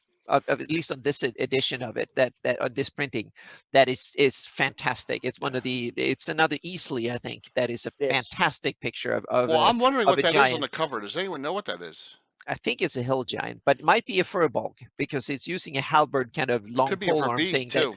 Yeah, it might be. Yeah, I was Yep. thinking it was a Verbeeg. Yeah, it's So- definitely a giant kind of some sort fighting a regular sized person down here. Yep. And I think it's a wonderful piece of art. Yep. It was, it makes you long for the old times, right? Yeah. Hey, that, that's us. So that's what we are trying. As I to... recall, Jay, you were asking about furbolgs. I believe that they are actually a semi-playable race in a Forgotten Realms supplement. Oh, okay. I believe they are. It's gosh, I can't remember the name of it. Not demi-human deities, but there's something like that where they're playable. Let's go talk about. We're almost done. They're almost like humans, but just bigger, right? For bulls, they're kind of like. Kind of proportionally. Yeah, they're like the kind of nicer, not so frosty frost giant kind of thing, Viking kind of like, at least from it's the old kind of Northern European barbarian type creature. When you read the description and look at the picture, I get very much that vibe. They definitely look better than the rest of them. Yes. I have a rhetorical question to ask all four of you on this next creature here. Oh. The Cyclopskin. Why, because they're so Greek mythology based, is Cyclops not in the original Monster Manual? It doesn't appear to Monster Manual 2. There's no Cyclops mentioning whatsoever. Is it in deities and like that? Well, yeah, possibly it's in deities and demigods under Greek mythology. Maybe it was too tied into Greek kind of mythology and stuff, because I kind of don't like it when it's too tied into real religions and whether they're active today or past. I want to have a kind of more fantastic take on, and then just taking them out of real world myth, so to speak. So maybe Polyphemus was like the father of them all, and so Cyclops skin are all the offshoots. Ah, okay. Polyphemus, I had his name down. Yeah, I didn't know about the Native American aspect there at West River that brings up. Thank you so very much. That was really interesting discussion there, too. But yeah, Cyclops is the one thing. Maybe it isn't. They're in deities and demigods, and that's an early reference as well. The original, before they called it Legends and Lore. Yeah. I say it's because Clash of the Titans came out after the. Yeah. And So, also the same reason why I didn't find a Kraken, until later books. The Kraken's in Monster Manual 2. Yeah, I was just curious on that. I thought it would be one of those original ones. Maybe what they did, Jay, is when they released it for deities and demigods, they found it was powerful enough that it couldn't be really commonly used in most games. Okay. So they wanted to tone it down so it was a little bit more viable for DM use. So they just made Cyclops kin. I got it. Right. Okay. That's what I would because think. he was throwing boulders at their ship large enough to sink it. And it was like a large galley, they were warship that they were escaping in. He was throwing hunks of rock out that they could have sunk the ship. So Lord Grindelwald says that there were no D&D. He's right. I forgot about that. Where in the original, really, I did not know that. So it doesn't make sense why they wouldn't be in the Monster Manual then. It's just it's one of those monsters that I thought, with all the Greek mythology background that they went on, considering the first two deities were Thor and Odin that they used, Gary Gygax used in his campaign, that you would have more of those Greek. They have a whole bunch of them in there. They have Chimera, Pegasus. They're all in there, and so you would think. Hydras they're all Greek, so I wonder why Cyclops wasn't in there. It was just an observation of mine. They were probably so disgusted at the Beholder, they just didn't want to do one-eyed things anymore. Oh, I love the Beholder. But Cyclops are cool. There's more and more figures coming out for them. I know Pathfinder has a couple of good plastic figures of Cyclops. A Cyclops caster that just came out recently in one of the sets, and we don't use them as much as the next one. One of my favorites as well, the Etten, right? Ettins are awesome. Oh yes. Oh, that's one. Anyone have any good Etten stories? Come on, someone's got to have some good ones. Well, you have the classic when you kind of introduce them when they haven't gamed that long, then they start arguing with each other, and the heads start getting angry and so on. That's a classical one, and you have to, with new players at least, you have to do it at least once too. Temple? What's that? Temple of Emethyle? Etten in the Temple of Emethyle? Yes, absolutely. Absolutely, you're yeah, correct. That's what I was thinking about. Yeah, I have an absolute horror story about an Etten that when I was playing in a high level campaign, my highest level PC, we saw a group of Ettins, and I remember we were like, okay, no big deal. But one of the Ettins, their chief, one of the heads was a magic user and the other was a cleric, and he's casting 2 spells at once on us. Oh, that's that's a great idea. Yeah, that's my God, it was brutal. Yeah, the Ettins are so cool that way. I'm writing it down now. From a complete role-playing perspective, that one was gay and the other was straight, and they kept fighting each other over who. Not as cool as the Wizards. Not as cool as the Wizards. Yeah, that was an older group that I played when I hadn't been playing with these guys. Just somebody. Mind you, that was never my campaign, guys. Please, that was not. So, I don't. It was not here. Please, that was another campaign. It was funny for comic relief. Yeah. That whole Etten situation was so bad. It was so bad. Yeah, but Ettins are fun because they are the true kind of multi-attack monster in a way that is really, and I love that, Carlos, with that you make the multi-classed as well. That's super interesting. I want to remember that. Yep. I already wrote it down on my notes. Hey Tim, you really want to screw up the players, make them both psionic or something. Oh no. Oh my God! Can you imagine? Yeah, you can do. It's kind of cool. Aren't they low intelligence? Horrible. Are they not if they've been low? magic jarred, Dre. Not if they've been magic jarred. Oh gosh, Tim with his magic jars. Probably the most classic one that everybody's ever seen has got to be the 3-headed one out of Monty Python and the Holy Grail. Yeah. Honestly. True. That is true, man. Cut it off. So let's see. But there are two-headed giants as well as Ettins, I think, somewhere. Yeah, that was in against the Giants' Liberation of Joff. Okay. All those cross giants with the multiple heads. I think Ettins are special because they're coordinated different. I think sometimes the 2-headed may not be as coordinated. I don't know. That's what I would do to make them different. Ettins are kind of born that way, and they're kind of raised by themselves. Yeah. Well, I know one does 3-18 and one does 2-16, so there's a dominant head and a less dominant head. Yeah. Or left and right-handed. They have it set up, so. And you can't surprise them either. That's the thing. One head's always awake. That's something else to bring up against them. Yeah. So another cool one, and we're going to see them in a crossover with a troll too. I think the last one we have to discuss is the dreaded Titan, which I don't know if how much it fits in the D&D genre, except as an arch nemesis of some sort. But they're 25 strength. There's, I can't recall ever utilizing one. Go ahead, Anna. I've used them as outer planner one. Okay. Whoops, we lost Anna. Yep. Okay. You said outer planets, and that's when we lost her. The Titan is so powerful that Anna froze up. Yes. There's actually one that I can think of in Canon Greyhawk. You froze, Anna. The G series. Oh, I'm sorry, Anna. Go ahead.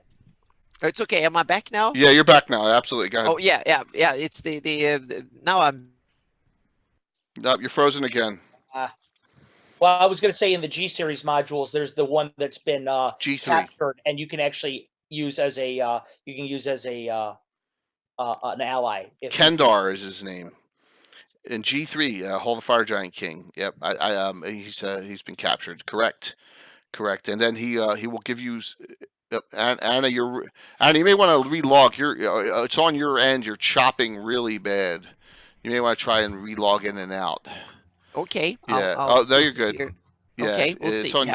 It's on your end. Just you may want to relog, reboot, and try It's that. this time of day. All my neighbors use the internet. Hopefully it works. I usually have one hiccup it's roughly the same time every All right. evening. Well, we'll bear through it. No big deal. Yeah, absolutely. So I can't recall using a Titan besides in G3 ever in 30 years or 40 years. How about you? Anyone else use them, Carlos? Yeah, I have a very brief Titan story, and this is our dear friend Alan Grohe who tortured me with one. Okay, cool. I was playing in his Castle Greyhawk module, all right, and we were all allowed to sub spells in and out. And I took my 4th level spell. I subbed out Dimension Door because there's something I like to do with that spell in particular. So we end up in this room where there's a pair of there's a dragon in there, and there's a pair of artifacts. And we're looking at this dragon, and he's absolutely gigantic. There's no way we're going to beat him. There is absolutely no way. He looks aggressive. I looked at the party, and I said, I'm out, y'all. And I used Dimension Door, and I actually teleported into the floor with it, because the description of Dimension Door means that if you use it to go into a solid object, you get kicked out to the astral plane. Okay. So that was the reason I took it was my ejector seat, basically. And that was the time I wanted to use it. You're better at it. I'm in the astral plane floating around, and he rolls a random encounter. And it's a Titan. Oh, my God. Going around, walking over there, and he looks at me, and Alan's like, I'm going to roll for alignment right now. Oh, my God. And you know, chaotic evil. Bye-bye. Oh, boy. No, I got imprisoned. But that was my Titan story. That's one of the nastiest random monster encounters I've ever heard of in my life. My gosh. Yeah, it was pretty well. You know, it's Alan, so yeah, he's gonna brutalize. You must have been so important that why would a Titan even be bothered? That's what usually I think of it. There's something important, and they're like too busy to be bothered. So quasi godlike, where it's like I don't have time for your tomfoolery. Right, time to mess around. Right. Yeah, that's I don't know why. I think it was totally random, and that was my one Titan encounter. Yes, well, maybe that's Alan saying don't go on the astral plane anymore. Yeah, I know. I thought it was so clever too with the Dimension Door. Nobody expected it. Nobody ever uses that move. But aren't you lost when you're there? Huh? Aren't you lost once you get there? Yeah, you're totally lost, and you're helpless for like 3 turns. But if you think you're going to die, it's a great move for a magic user. Yeah. So I guess Alan one-upped you. Yeah. I think he was like that was his way of winking at me and saying, "Not today, Carlos." So was he imprisoned, or was it an imprisonment spell? No, he took me to Tartarus. Oh, okay. I was going to say, if it's an imprisonment spell, Tim's going to start twitching because of the background. That's my play. It's like I'm going to come. I think basically he picked me up and says, "Oh, a dolly," and took me at home and was going to play with me like a Barbie doll. That's perfect. So we will go to Giants. If anyone else has any suggestions, keep on Giants in the chat, or anyone else wants to bring up any other stories. But we got a whole other subsection of creatures we haven't even talked about, and that's the trolls. Trolls are, as Carlos said, they do have a little bit of a weakness there with the 3-round delay before they start regenerating. But trolls themselves, with 3 hit points per round regenerating, rebonding limbs, you can down to a little piece, are really nasty. And when Tim DM'd them, I recall multiple times, he made it that normal fire would not burn them to sufficiency, so they would not regenerate, and that really threw a wrench into our day, not having any kind of magical fire. I don't remember doing that, but it sounds like a good. Yeah, I remember it. I don't forget anything you do. So yeah. So anyone trolls themselves are 6+6 hit die, and the damage is disgusting. 5-8, 5-8, 2-12, 3 attacks. Yep. Nasty damage. So trolls appear in a lot of places in the games. They appear in they appear in D1, right? They appear in G1 too, don't they? There's troll warrens all over the place. So anyone have any base troll stories that are pretty pretty intriguing, interesting? I have one from Temple of Elemental Evil in Go where I for was it. running it in college, and I forget what level is. There's a whole bunch of trolls and stuff on one of the levels, and the way the group I ran would do it is they had 2 characters each, and so the party was like they were going hard at the temple. So everyone would play one character, go in, they'd come back, debrief with the other group, and then the other group would go in just to keep the temple from being able to resupply. So they just kept pounding at them.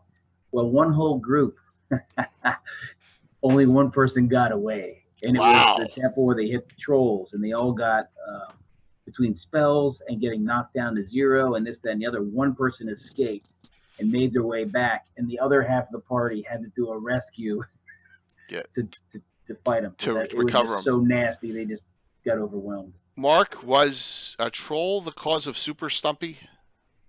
No, that was a ghoul. It was a ghoul, okay, in the temple. All right. That was a ghoul. But I do have a troll story of one of yours. Go for it. So actually, it was Swain's adventuring partner to begin with. They had a little halfling female, and you had a wandering troll that came in and literally just grabbed the halfling, took a bite out of her, and walked away with it. Oh, Frieswick, right? No, it wasn't. No, I don't even remember. What I want to say it was like Sylvia or something like that. Oh yeah, I forgot about that. It was a critical hit. And ran it off. And fat and 40. Well, you're about 10 years younger than us. Thank you. That is awesome. Oh my gosh, that is an awesome name. Oh gosh. It's more like Fat and 52 on my end here. So thank you for that follow. Really appreciate it. I love trolls. I love using them. Not a lot of shock troops. I mean, you have to have someone assigned to burn them in the party, and that usually is a mage or someone who's severely damaged. Or it's just they throw in all sorts of different wrenches, and the damage they deal out is pretty nasty. Carlos, you have them in any of your modules? Any of your published I have modules? a lot of trolls in my modules actually, but I think I meant, as I mentioned, well, going back to trolls, for those of you who weren't here at the beginning of the game, the chat, I mentioned that everybody should remember that trolls do not actually start regenerating in raw until 3 rounds after they're hit. So keep that in mind for players and DMs. If you're actually using the stock rules, that's a weakness that you can maybe exploit. But I would also say this.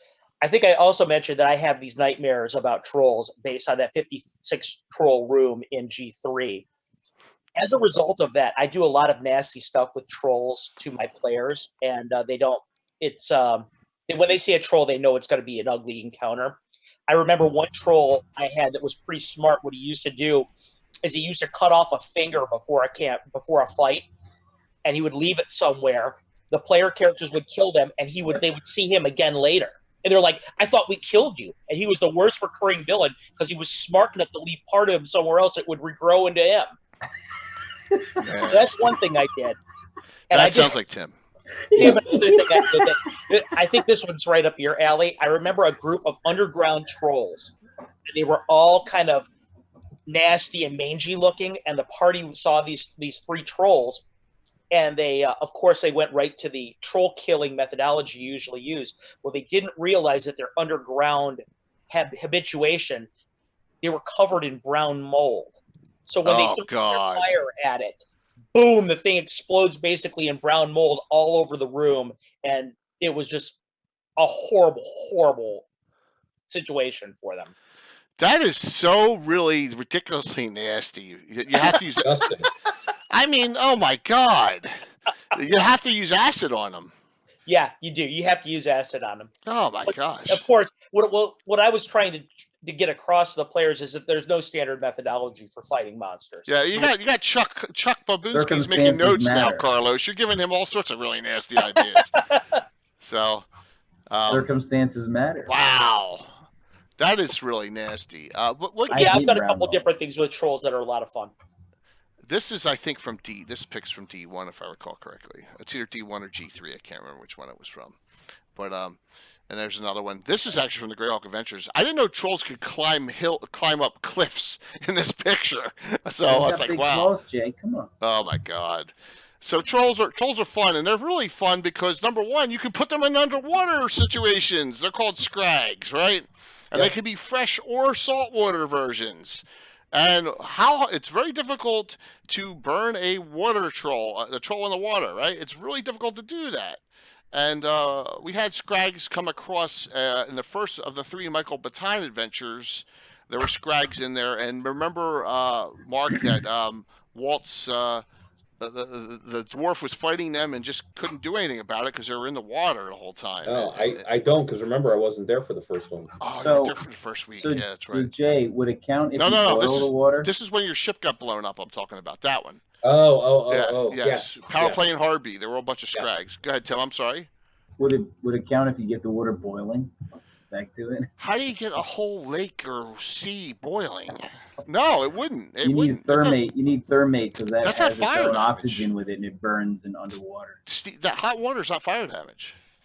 It's just you need one of those Air Force bombs. That's incendiary military. bombs. Yeah, napalm. So, anyone have any fun stories with the water trolls? They're really, really nasty. Well, there's one that's near and dear to Anna's heart, which is Scragholm Island, which is just south of the that must have been named for a reason. So I've actually used them in that area. That they live along the coast in various areas. So Scragholm Island, there's a lot of marshy areas, so they live there. But so the Shieldlanders have kind of they try to the ones that what they do is they try to menace with them in a kind of creative way. So they feed them in certain areas. So they teach them that if you go there are things to eat. So they kind of and they kind of have a little bit like there's an Ethiopian town that feeds the hyenas in the same way to get them. So that's why people, locals, they actually go out and put out food for them in certain areas during daytime. Like in Dragon's Lair when they sacrifice the Virgin once a month to keep the dragon. Yeah, maybe. Yeah, they haven't gone that bad, that far though. But I played with the idea, but that so I used it that way. That they kind of deal with it that way, and I also have that a lot of trolls are sensitive to light, so they will actually turn to stone slowly and steadily, and so Norse idea. Yeah, exactly. So Rings, I have lots of, right? not all trolls, but a lot of trolls have that, meaning that is the kind of otherwise the trolls will simply overrun a hell of a lot of stuff, and they will be almost impossible to weed them out. So that means that you can travel through a troll infested area during the daytime, and then when night comes they overrun things. And also trolls would not get along with each other. They chaotic evil. Oh, exactly. Yeah, they fight each other all the time. Oh yeah, they only small group. That's another good reason why Hobbit. they infested. It's not that bad. But I invented another. Skagit will have some fun from this story because I took a story from an old. It's slightly racist, so I have to explain this, and I have to realize this is something I read when I was a kid. That was a comics meant for small kids back like 50 years ago, and there was a licorice troll in that story. And that the term licorice troll in Swedish was actually being used for racist things later, but Really? I don't know if the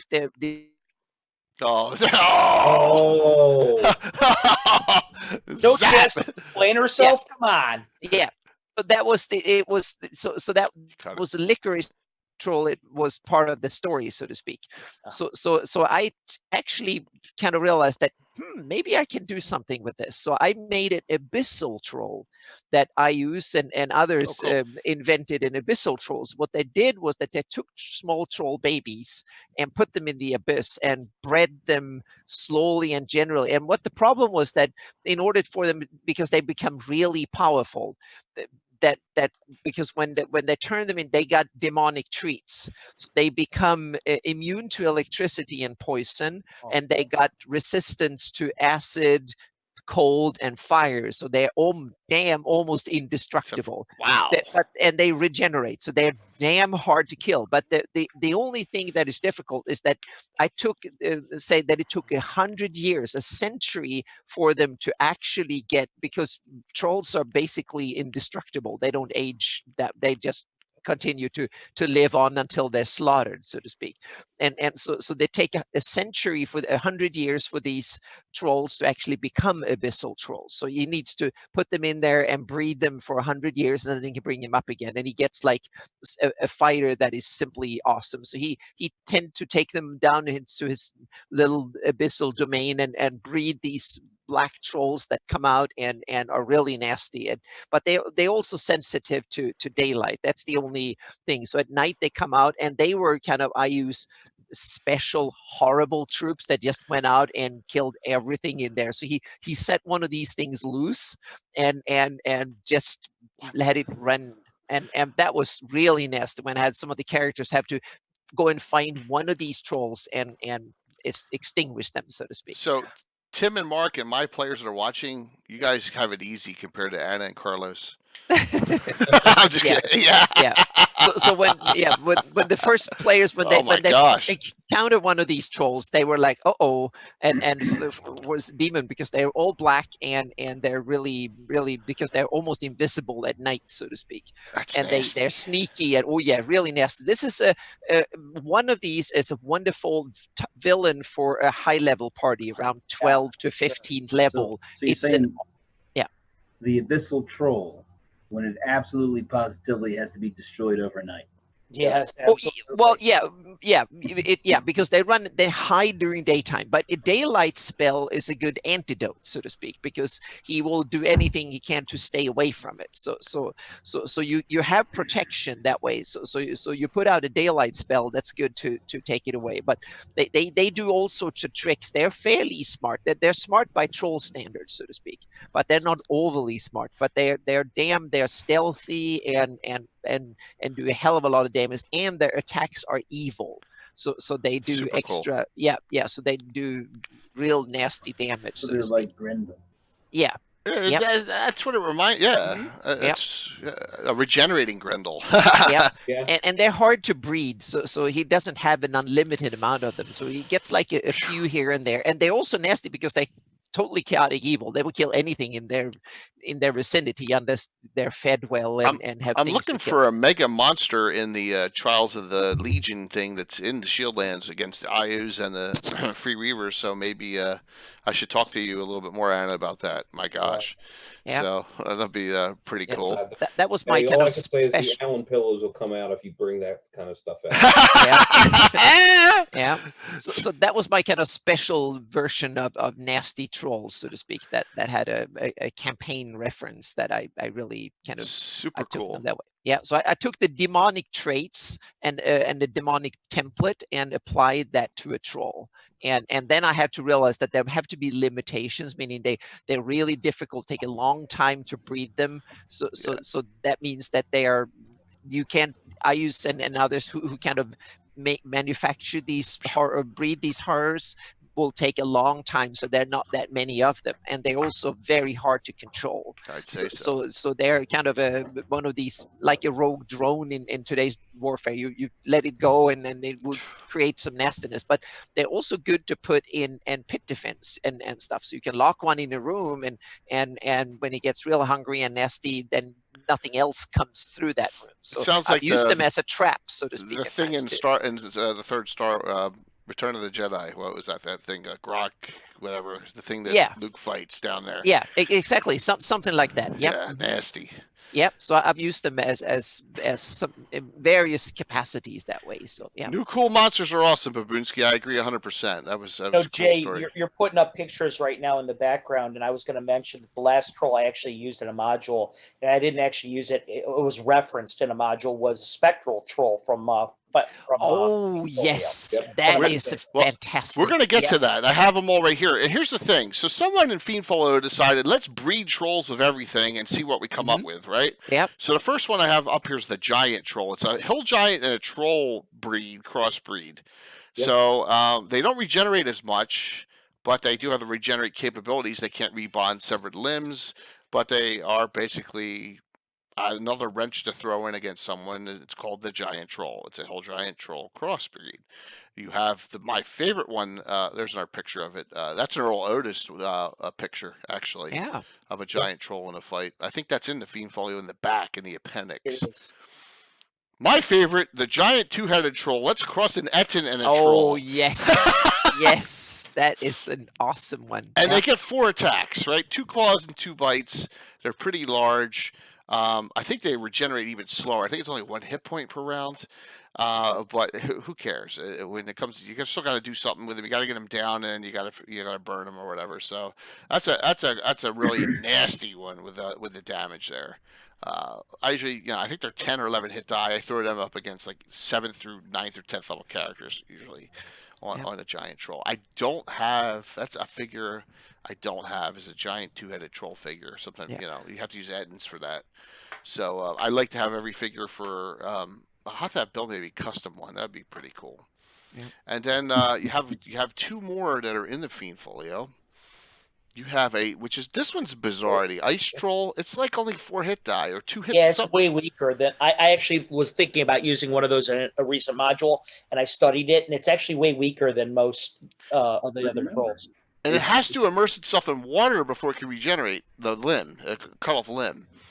I bumped them up to regular troll hit dice because I just don't like them that they're that small. Well, maybe they're because not real trolls. We just call them trolls because we don't know what their indigenous species calls themselves. Yeah. Right. It could actually be elemental too, an elemental creature that we mistake as being a troll. Yeah, but it looks like a troll, and it's basically ice based. So it looks like it has a dagger in its hand in that picture. But it's maybe another. It doesn't have much to eat. That's why it's not as big. It is probably the weakest of all the trolls out there. It's something. The cool thing is you can throw it against lower level characters, right? So that's cool. Mm-hmm. That's cool with it. And then the most bizarre of them all. This is a invisible stalker and a troll breed. Is that what it is? I think it is. Yeah. It's the spirit troll, the one that Carlos was mentioning. Let me look this up real quick. I think it's invisible stalker and troll mix. Yeah. While you're looking there, I can say one of the cool things that come with the abyssal trolls is that they also get telepathy from the demonic trait. And since they can't really speak that coherently, what they do is that they scream through telepathy, and they use it as a kind of mental sonic scare attack. So they can use that against people from behind, whatever. So they can kind of confuse you by screaming telepathy. That's a good idea, Anna, because they're not scary enough as it is. Yeah. So I used some of that to do it. So that was, I took the template and just made a troll version. That was awesome. Yeah. Well, so most people Dragon don't hear 141 the telepathic screams because their own screams drown that out. Exactly. Yep. So they can always scream at you, even if you use a silent spell. So you can, Grendel, can you link that article somewhere if you could? Dragon 141 has Black Troll and Rock Troll in a bestiary column. That's 2 other trolls to add. That's really great information there. Yep. I like that. All right. So the spirit troll is the following. It is cross with invisible stalker. It's invulnerable completely to cold. It regenerates as a troll 3 hit points. Fire does full damage, and you need magical weapons to hit it. And it drains strength on hits. Mm-hmm. Every claw hit drains a point of strength. Huh. And there's a relative to the spectral. Nasty. That's the face troll. Just like I had that together with some face spiders once. I made a troll that could face in and out with the spiders, and in my Underdark campaign, and that one was that trolls that simply been around. That they had the face spiders. They lived together and hunted together, so they learned that ability, and they were nasty too. So that way, That is. I hope when you get my new monster of the month through my Patreon, Anna, every month, I hope that you never look at those and think that those are nasty, because what you're coming up with is absolutely horrific. Absolutely. I've had too many players that have been too well equipped and stuff, so I have to come up with these really nasty ones. Meaning they're high level heroes, and they need to be villains and stuff for them to kill. So Anna, here's a suggestion. That's coming from Carlos. Yeah, I got a good suggestion for you. You send them a little package in a little box with a bow on it, okay, to the party, and they go, please open, and they open it, and confetti goes everywhere, right, Tim? And then you're Morning King's disjunction all their items. Right, Tim? Yep. Just like not all of them, Jay. Yeah, well. Mark's characters barely have anything now because that was the last time they played. They So adventure, yeah. that's what happens when you get too many items. All right, so Gaetano's linking Rock and Black Trolls, guys. So there you go. I'm going to click on it just on my laptop, just so I have it up here, so I know where it is. Thank you so very much for that. So I always like adding different types of creatures.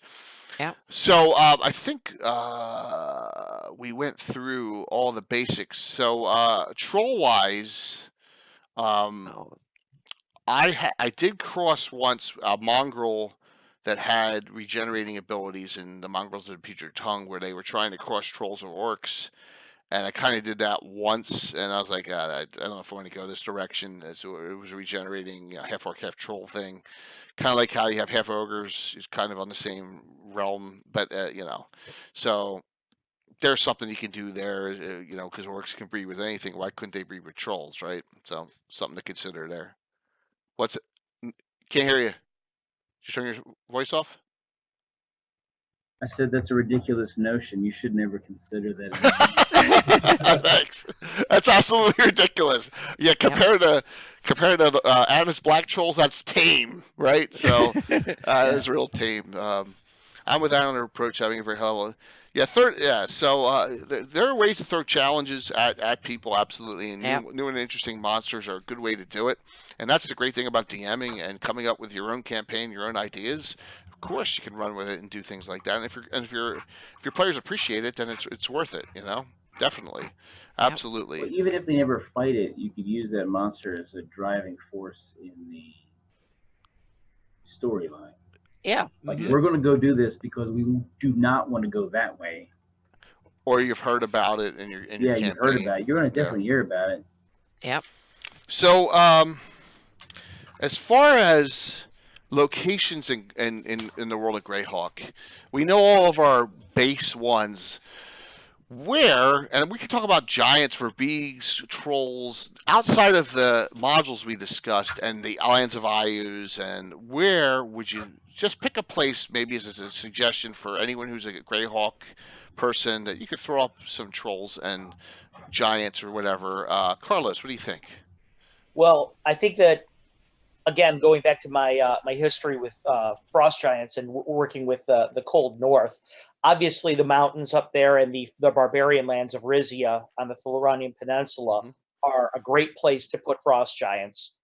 But I also think what you can tend to do is you can tend to look at the modules and see where they're set nominally and get an idea for where these creatures tend to live. For example, the hell furnaces are a great place for fire giants.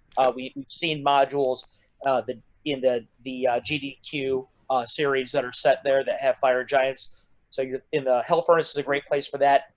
The lands of Joff are obviously a great place for giants. They're going to be all over the place, varieties everywhere. We know from I Use the Evil and from City of Skulls that he has Formarians, and you can put those in Perrinland too, thanks to the Skyward System Canth module. Yatils. A mountain giant in Perrinland that we know that lives there, so you can put them in the Teal Mountains. So I tend to do that, use the modules as giving me an idea of the ecology of the monster, and I put them where they are sort of on the map based on where the modules are. Okay, cool. Tim, Mark, Anna? Well, trolls, I think, can be a little bit everywhere, so to speak. They are kind of the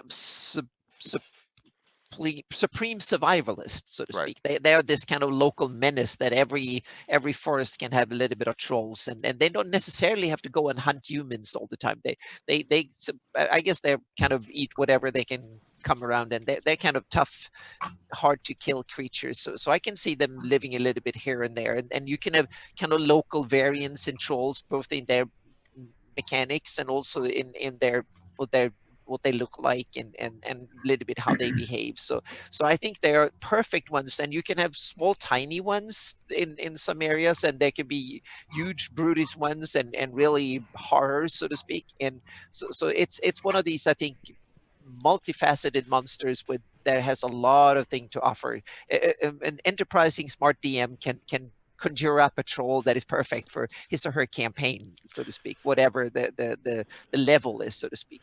I could see a bunch of small, tiny, young trolls running around being a pest that low-level characters have to deal with when the parent trolls are out doing the big raid. The little trolls come out that they're like yearlings or two and are menace and terrible, but they're just a hit die or so, and they do like 1 point of damage or 2 each attack, but they regenerate, so they're damn hard to kill. So that's something that I played with. I haven't used it, but one of the ideas. So there's you can make trolls for almost any purpose, so to speak. Anna, what you could even do with that would be really neat is if the trolls were young, maybe they regenerate super fast. Exactly. Yeah. They the next round they're fully functional again. So yeah, they're still growing. Just as annoying exactly. as children. Yeah, and maybe the youngsters are so damn annoying that the parents kick them out because they're and they have to go out and fend for themselves or whatever. So. The parents will get mad at them, like, "Did you go bother the guys at the castle again? They're going to come out here and they're going to take all our stuff." Exactly. Yeah, that's awesome. Yeah. Katana brought up some good spots. Swamps are great. Vast Swamp, the swamp outside of Greyhawk, the Mist Marsh. You can put Scrags, your regular trolls in there. You know, you can put all sorts of things in that in those areas. Jay, I've heard that there might be a couple running around in the Hool marshes. Yeah, maybe there are a couple running. Yeah, you never know. You have to see that when myself or Carlos are DMing our horror in the Hools. You never know what you'll come across. You can make the trolls up in the cold, ice trolls or white ones that are immune to frost but vulnerable to fire, even more vulnerable to fire, or and vice versa. You can make like fire trolls somewhere that are so there's like trolls are these, you can theme trolls in a wonderful way. You can make you could almost make them a special mongrel breed. Yeah, exactly. You can crossbreed them. You can tune them into whatever kind of. You can have sand trolls. You can have all sorts of cool things. They give them some. Yeah, they're fantastic. I think one of the things that you can take away from this, Chaz, what Marco said about how, you know, there's these levels of them, but there's like a base model, and you can do so many different things with them as a platform, whether it be the trolls or the giants. They really both things really lend themselves to customization very well. Yeah, they're like the D&D version of pizza. You can put whatever you want on it, and it's good. So yeah.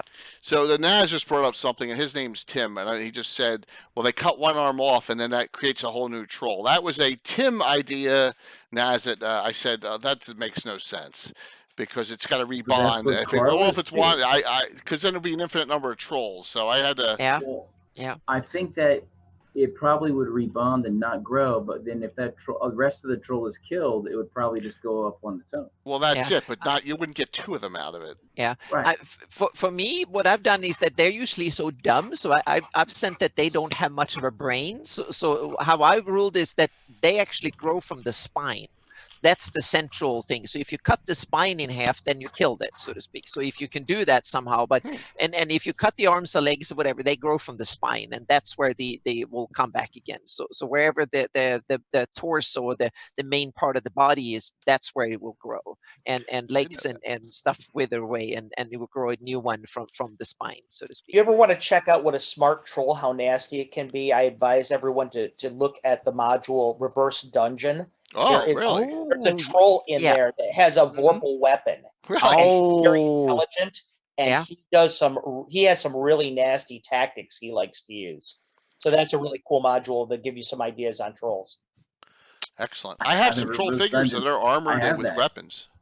Yeah, I actually have a couple of those high level trolls that actually are combat trolls, which is cool. Really neat idea. Yeah. So guys, I mean, we bounced around with a lot of stuff on giants and trolls. I'm glad we're doing these series. You know, we did humanoids and we did giants and trolls. We're definitely within the next couple weeks going to do dragons. Absolutely going to do dragons because we got all the colors, we got all the Bahamut, Tiamat, or however you pronounce it, and all the Tim's. Chat. What's that? What's that, Carlos? You better make it a 4-hour chat. Yeah. Oh yeah, yeah. Well, it'll be a good one. We'll do that down the road. But this one we got out some stuff. I really appreciate it, Anna and Carlos. You brought up some stuff that I had no idea about, which is cool. And we got okay. Well, hey, we'll see you soon, Chuck. Thanks for cutting out, man. Yeah, I know you got to go. Bye, It's all Chuck. good. Yep. But let's do some. I know, was it 9:15? We got 15 minutes worth of other stuff, and I want to start with this. Okay, I'm gonna bring this up because we have a huge announcement for Thursday night, and I'm gonna pop this up, and I'm gonna cover my ugly face with this. All right, and everyone's happy. Alan especially is very happy about this. All right, so Carlos's third published module with us that he wrote specifically for the Order of Violet campaign we start on Thursday night. It's called The Tenebrous Deep. It is, I love it. I love the writing on it. And so we have some pictures. The terrain's already set up. This is going to take place it's going to start, and here's a picture. Let me move I'm trying to move my logo out of the way. There we go.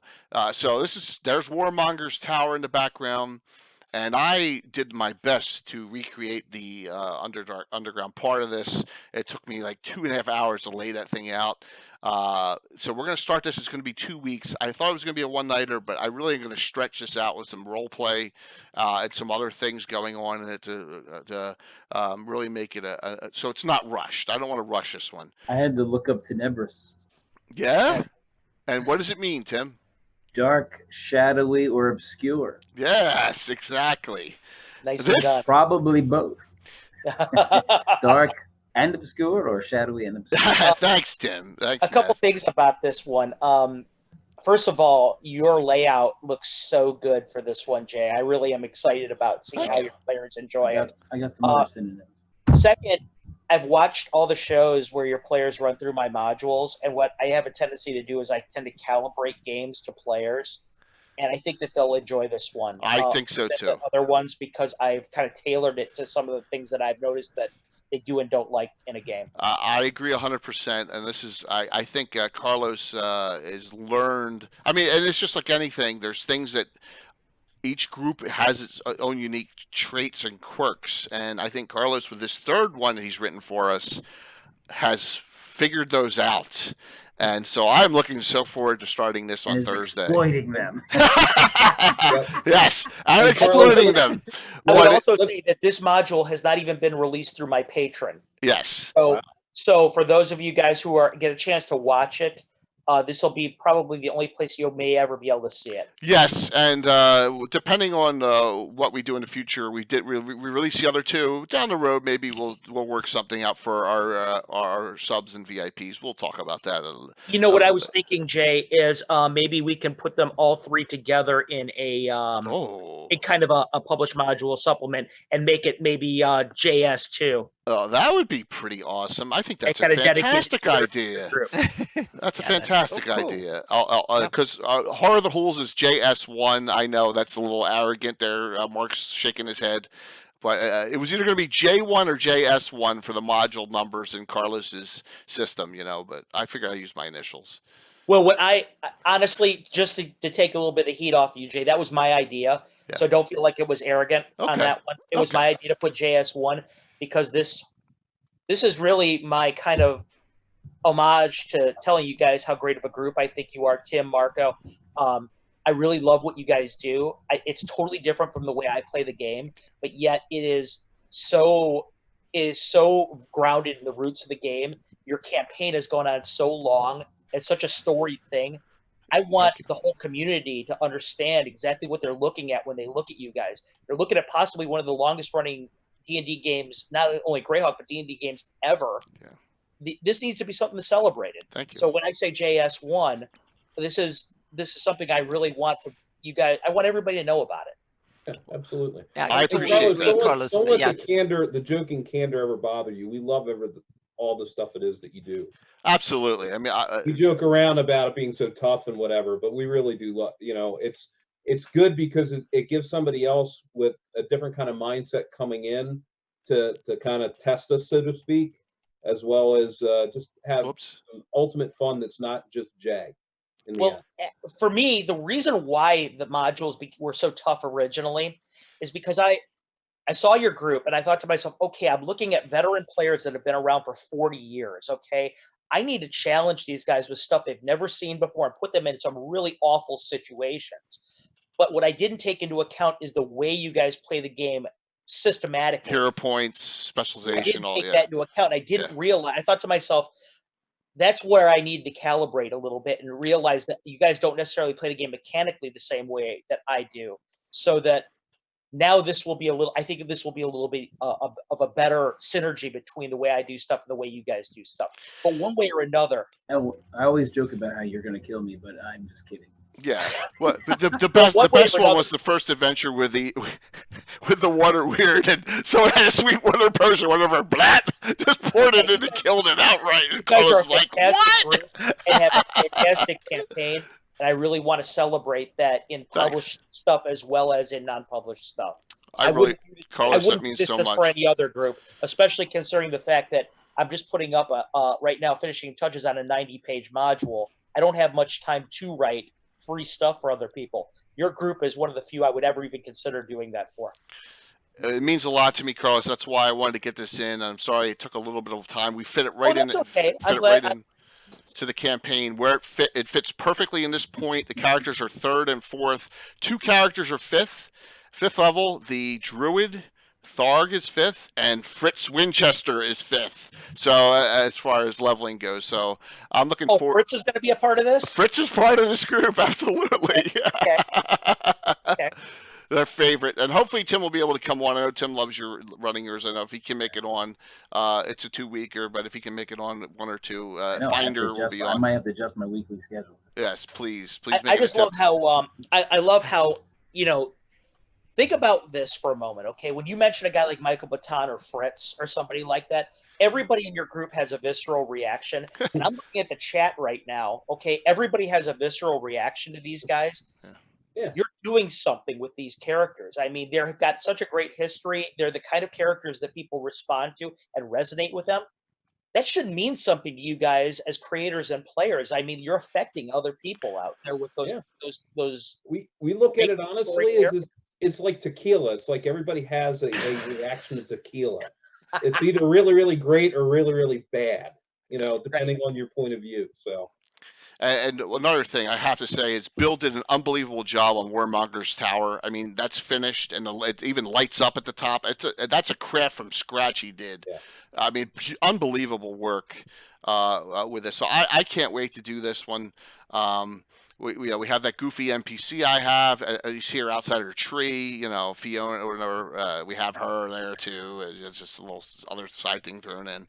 But I'm excited about this one, and this is all leading up to something because next year we start in our Order of Yoke symbol. We'll have a big 4-0 on it next year. It'll be our 40th year of the campaign, so I can't wait. We're leading into the end, through the end of this year, doing all this stuff, and then next year, guys, we all know there's so much going on next year.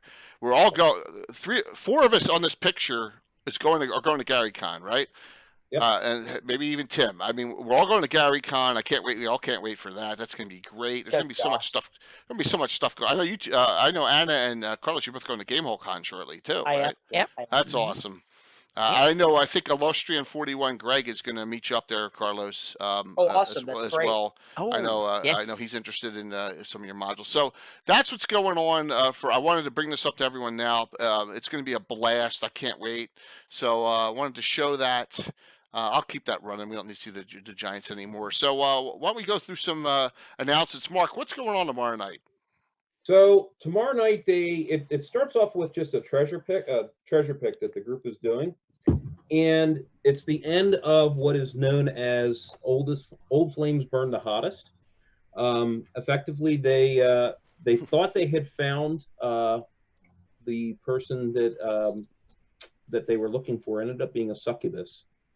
And so I am interweaving that with an actual old style 2nd edition D&D adventure, which is called The Gates of Firestorm Peak. I remember it. It fits in perfectly with the area it is that they're at. And you also see the re-entrance of LTB as well, as far as the naming convention is. They still haven't figured out who LTB is. So, beautiful. Yep. And that'll be tomorrow night, 6 p.m. EDT to 9. Mark's group runs every other Monday, and we're looking forward to that. And I should be on moderating on and off, depending on Sun Soccer and some other things like that. So, Anna, what's up with you? What's going on? Well, right now I'm working on my 576 map, and as a kind of a side project that will tie into it, I realized that the Great Kingdom, I worked on that now and had a first draft that reached my patrons last week. And I realized that there's a whole lot of heraldry, and some of it I had developed for my own campaign that added to the provinces and part of the Great Kingdom. I realized now is a time that I should probably dig into and see if I can do additional heraldry for the rest of the provinces and stuff of Great Kingdom. So I sat down and kind of looked into ARD heraldry and the stories behind it, the ARD royal houses, the noble houses and their colors and stuff. So I will, my patrons will get in, hopefully within a week, definitely, and in a few days, they will get a whole new set of additional. First, I have touched up and revamped it so they look better than the original versions that were on my campaign map. Nice. And added. So there will be probably about 20 or 30, might even be as many as 30 new and changed heraldry from ARD land, from Great Kingdom and the surrounding provinces and countries. So I've added basically all the provinces and principalities from the Great Kingdom and the later than the North Kingdom of ARD and United Kingdom of Alyssa will have heraldry, and the noble houses will have their colors. And I'll see if I can put in some explanation and around my thinking. So you have the Naelixes have the red shield. And anyone know why the Great Kingdom has a blue shield? It's because the first Overking was from the House Geresthet, and they were the mystic ones, and their house color was blue, and no one changed the shield. But the Naelixes have the red shield, and the Crandons have the black shield, and everyone who's had an Overking get to have the sun symbol that is more elaborate with the face and stuff on it. The other ones who are not, they have only the regular standard orb of Sol. That was part of the original the heraldry kind of rules and stuff. So I kind of added some of I've interpreted as well as I could the official heraldry and some of the other ones, and I kind of deducted some rules for it, and then I filled in a lot of the other heraldry around it. So I hope that will be a cool addition to the campaign to have a kind of a much more elaborate set of heraldry for a large part of the Flanaess. That's awesome, Anna. Is the Naelax shield black because of their tie to Hextor? No, it's actually the Crandons are black. I'm sorry, I had to flip around. Yeah, the Crandon. Yeah, so probably because they were originally might have been tied to Hextor and evil, but then later on it was the other way around. It was the Naelixes that fell for it, and the Crandon became a good house, but they kept their colors. And so it kind of evolves over time. And it's the other interesting thing is that you have the house of Torkan. They are they have a white because they were part of the Heronius, kind of the good guys to begin with, and they eventually fell down, and one of their the princes, he in Rinloru, he was the one that had Erythnul was his religion. So he actually put the symbol of Erythnul on the shield and kept the white with the Erdi star on top, because it's described in talked about in the text that for decades he was pledging allegiance to Erythnul, and that was kind of his religion. And then when finally even the fourth, I think it is, when he made him an animus during the Greyhawk War, he enjoyed it so much that he shifted his allegiance to Nerul and started getting undeads everywhere and started doing an undead invasion in around the city of Rinloru. But the official shield for the principality is still the Erythnul and the white on top. Awesome. So I kind of spin on it. So we'll see. That will be something that my patrons will get a chance. And there's a lot of you in the chat. So thank you so much for making this possible for me to. So cool. I can't wait to see it. Yep. So that's the first. And also I will hopefully this week kind of wrap up and write and send the Lendor Isles over to Lenda Kafka, and now I get a chance to mention him, and send over and to get his kind of approval and points on the design, and once I get that back, then it's time to release the first kind of drafts and the ideas and the new terrain to everyone, so to speak. And after that, I'll start when I had got a lot of the good points and then my mistakes weeded out to me, then I'll go in and finalize the design, and hopefully it will be a couple of more months, and then we can have a first really detailed look at the Lendor Isles. Make sure when you send it to Len that you do really good rendering on the storm that's over top of. Oh yeah, no, that's gone. Yeah, that's gone. Yeah. No. That's so wrong. Yes, that's Awesome. that is not my fault. That was something that I don't know who made it, but it was someone. It was written down in the Living Greyhawk Gazetteer then it became a feature. So yep, it was added there. So everyone would steer out of course. So on the 576 map, the storm is gone. But I have to ask and see what is because you have the heraldry for the Spindrift Isles. That's the only for that seems to include. So I have to ask Len what he knows about who actually were ruling or running the show at Lendor Isles, or if they were part of the Spindrift, were under one Elven control or whatever it was. So I need to dig into that a bit. So it's Awesome. kind of these mysteries that needs to be solved. And I'm also working on the Bandit Kingdom as the next area of on my 576 map that will a draft will reach my patrons fairly soon. Can't wait. Cannot wait. So Tim, 20 days and counting. What's up? 20 days and counting. We'll continue on the next part of the adventure for the city-state campaign. Yep. It'll be basically starting in the wagon as you are running away. Running away. Well, we'll see what happens on as that. You are leaving the scene. Leaving the scene. Okay, cool. And hopefully we'll have Mark there, and we'll have Walt there this time. So we'll have his two characters, Roscoe, the fighter thief, the dwarf fighter thief, and Horton, the halfling thief. It'll actually, if he's there when we first, if he's not late, then we'll start with him, because stuff happens while you guys are busy fighting, It's gonna be a blast. I can't wait for it. I know there's a lot of people out there who want to see you DM again. So I do. Yeah, and actually, I want to ask Tim a question about that, because I've always been really compelled by City State, but I really don't know too much about it. It was one of those products I always wanted to play, but I never did. What do you find? What attracted you to that so much that you wanted to run it? And it is like so full, but abbreviated, so it has so much texture to it, but it might only say one line, and then so you can take that and you can go with it, and it's so big and there's so much going on in it that that was just really it's monstrous. And he uses the Wirelands setting around it. So does Alan Grohe uses that as well. So they, in one of his campaigns. So I mean, it's just Judges Guild. It's the cream of the crop in the Judges Guild settings. At the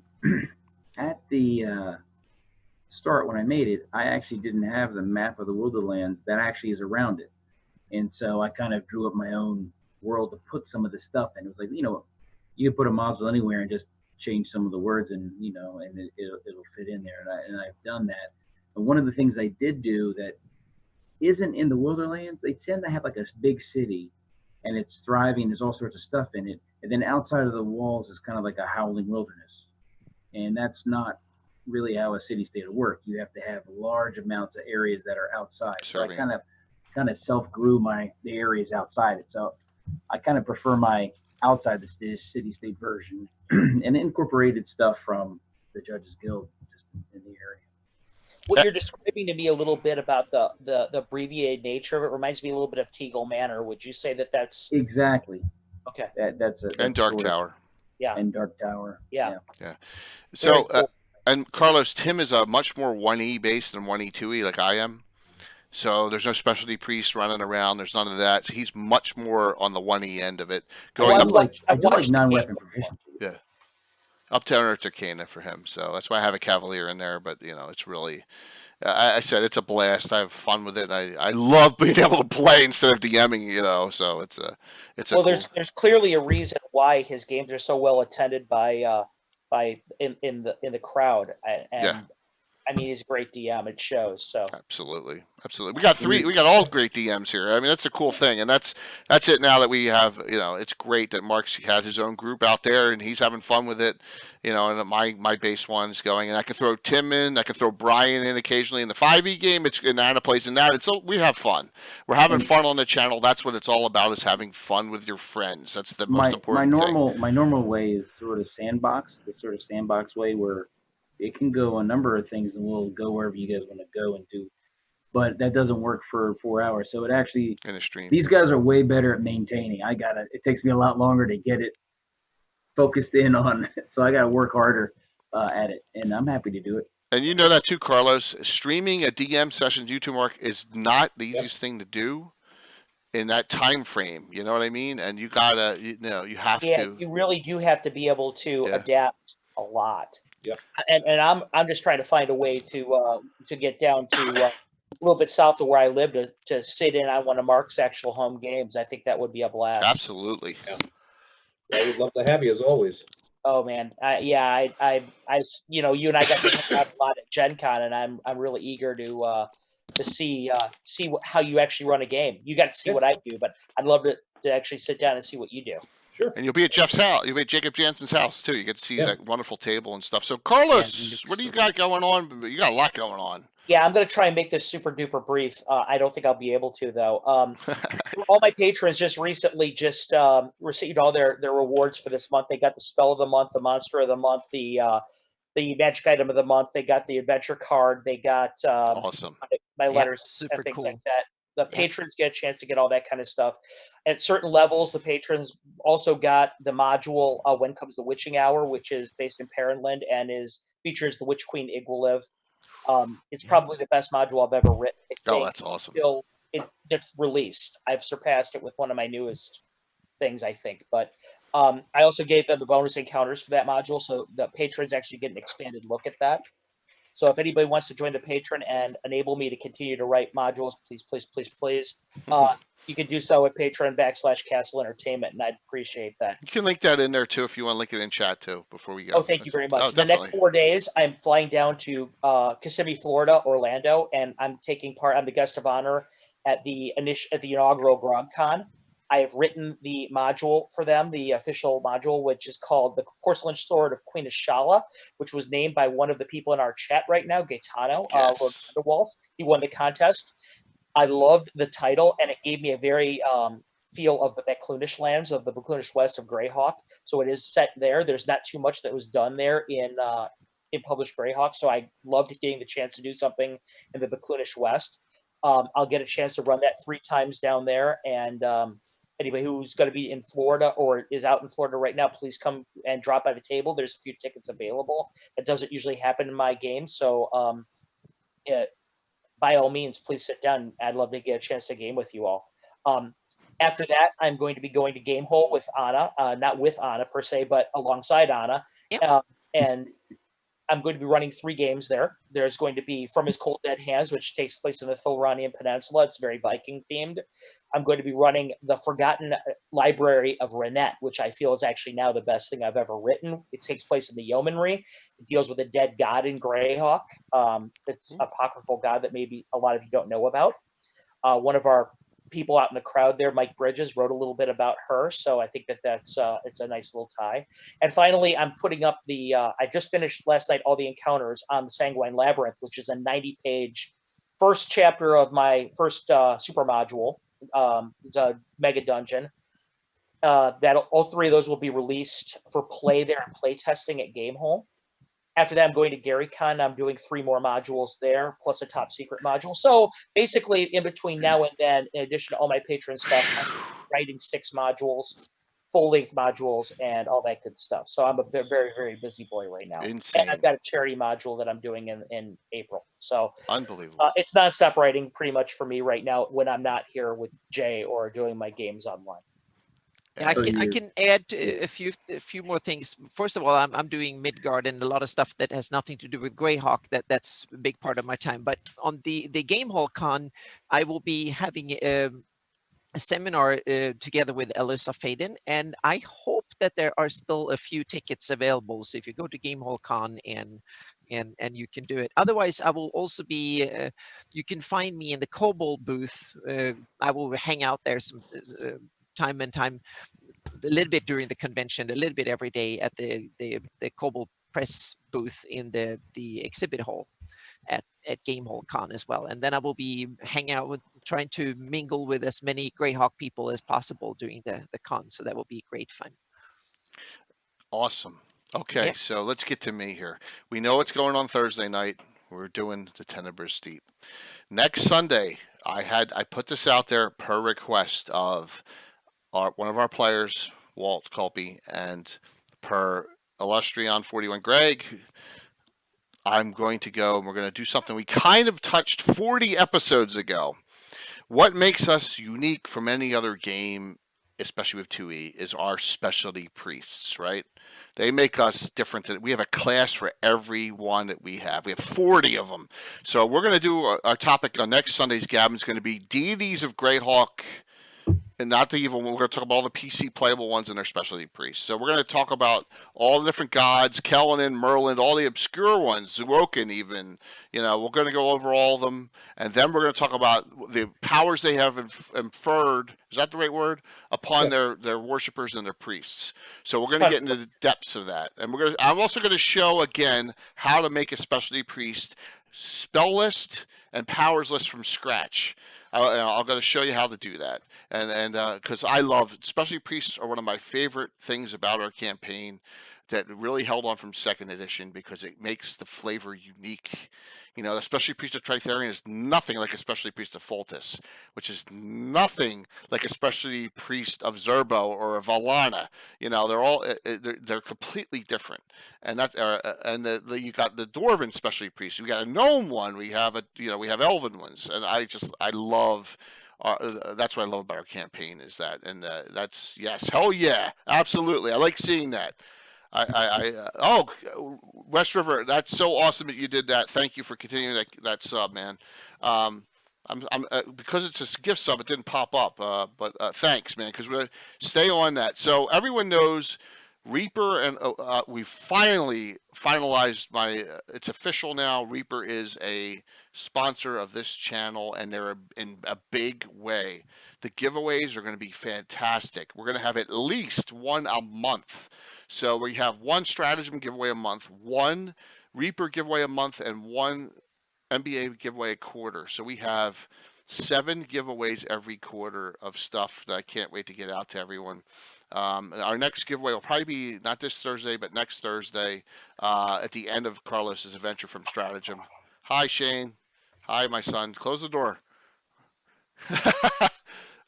So, he's staying in here. So, I can't wait for that, but that's what's going on. Yippee, yes, Jeff. Bill, our master crafter, is going to get together all of our stuff that we're going to get from them, and we're going to really give away some really cool things. We're finishing it up. Hey, Reaper, so, you done good with backing Jay. Well, I bought your stuff just because of it. Oh, look at that. Nice. So this is Baba Yaga's hut that I bought from Reaper, and I did that specifically because you back Jay. You support the guys we like. I support you. Reaper was so unbelievable on Thursday night, and they mentioned us They mentioned us on our last 2 shows as well. Tim went on there, and so I'm just so excited about it. So I love bringing out stuff for you guys and giving it away, and just look for all that, and look for use of Reaper miniatures all over the place in our adventures. Bill's got a lot of painting to do. I kind of coordinated it with him. He's really excited because he has a lot of stuff. He wants to show his talents. Bill was one of the best at modding figures. You've all seen that.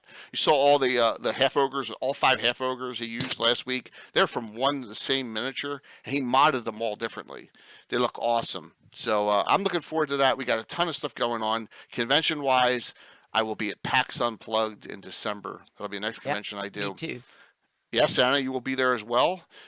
Definitely, I'm going to be running. I think I'm going to be running Horror of the Hools my part of it one day, and I'm going to be running Into the Lord's Tomb. Mark, do you remember that adventure I ran so long ago with Only the by Iron name. Brigade? I got it out here. I'm going to be rerunning that. Maybe rerunning that at GaryCon as well, because I love that adventure so much. I won't give it away. I'm going to do a seminar if it gets approved at GaryCon, and it's going to be a DM's roundtable, but it's going to be specialized on streaming and technology for the small gamer. And so I know Praetor's Rejects has already said Jimmy Duffy's going to be in on it, and he's going to do the Fantasy Grounds part of it. Will from Return to Bandit Kingdoms Wicked Out Studio says he's going to go. He's going to do the Roll20, and I'll do the tabletop of it. So we're going to talk about that at GaryCon, hopefully, and I'll be able to do that in addition to the Future of Greyhawk group. So that's what's going on. Guys, thanks, man. Great show. That was awesome. I'm glad everyone participated. It was a really big deal. That's a really big deal, Giants. Yeah. I want to kind of save this for last. As a lot of you guys know, because I wanted to save this for last because I knew you'd do announcements. Jay and I did a module called Horror in the Hools that he has mentioned that we ran at Gen Con. He did the first half of it. I did the second half of it. Jay has been giving me a lot of his materials over the last couple of days. They look fantastic. Next year, that module will be released. I am shooting. I know I haven't given anybody really a date, so this is probably even news to Jay, but I am shooting probably for about an April release on that. Perfect. So right after GaryCon, that's perfect. JS1 is going to come out next year, and it's going to probably come out in April, and I hope you guys really like it. Jay's part of it's amazing. I hope I didn't let him down too much with my half of it. No, you were awesome. Yeah, Jay's part of it's really good, man. We're going to put a lot of supplemental rules in there, too, for you, too, kind of like the Showcanth add-on. Yeah, we intend on appending a lot of his custom rules for D&D for the 1E, 2E hybrid. So a lot of you guys are going to get a chance to see the game played maybe a way you've never seen it before. And I know we talked a lot about how cool custom monsters are, but wait till you get a load of some of these custom rules. You guys are going to love it. Yeah, thank you, man. I really appreciate that. Carlos, it means a lot to me, man, coming from you. I can't wait to be published. It's going to be great. There's so much going on. Next year will be in year 40, and that's just, we're going to have all sorts of fun things going on the channel. So, guys, thanks, man. Thank you all for the support. Remember, Anna's got a Patreon, and Carlos has got a Patreon. Please check them out, and, please go on there. And I really appreciate, we've really jumped up in subs and followers. It's been insane this month on that. Thank you. And we're just going to keep on bringing out content for you. Thank you for the positive replies and responses to everything. And we're just having fun. Play the game with your friends. Don't worry about politics. Don't worry about religion. Don't worry about that BS. Just go and have fun with your friends and play the game. That's what it's all about. And that's what we kind of try and show. All right. For Rocks, I'll do it one more time for you because you deserve it. So here we go. I'll play it one more time, just one time, all right? Because I know you love it so much. Then we'll go to the final screen and say goodnight, guys. So thanks for a wonderful, wonderful discussion. Giants and Trolls and of the Flanaess. I need a new video, Mark. You got the new logos, right? Yep.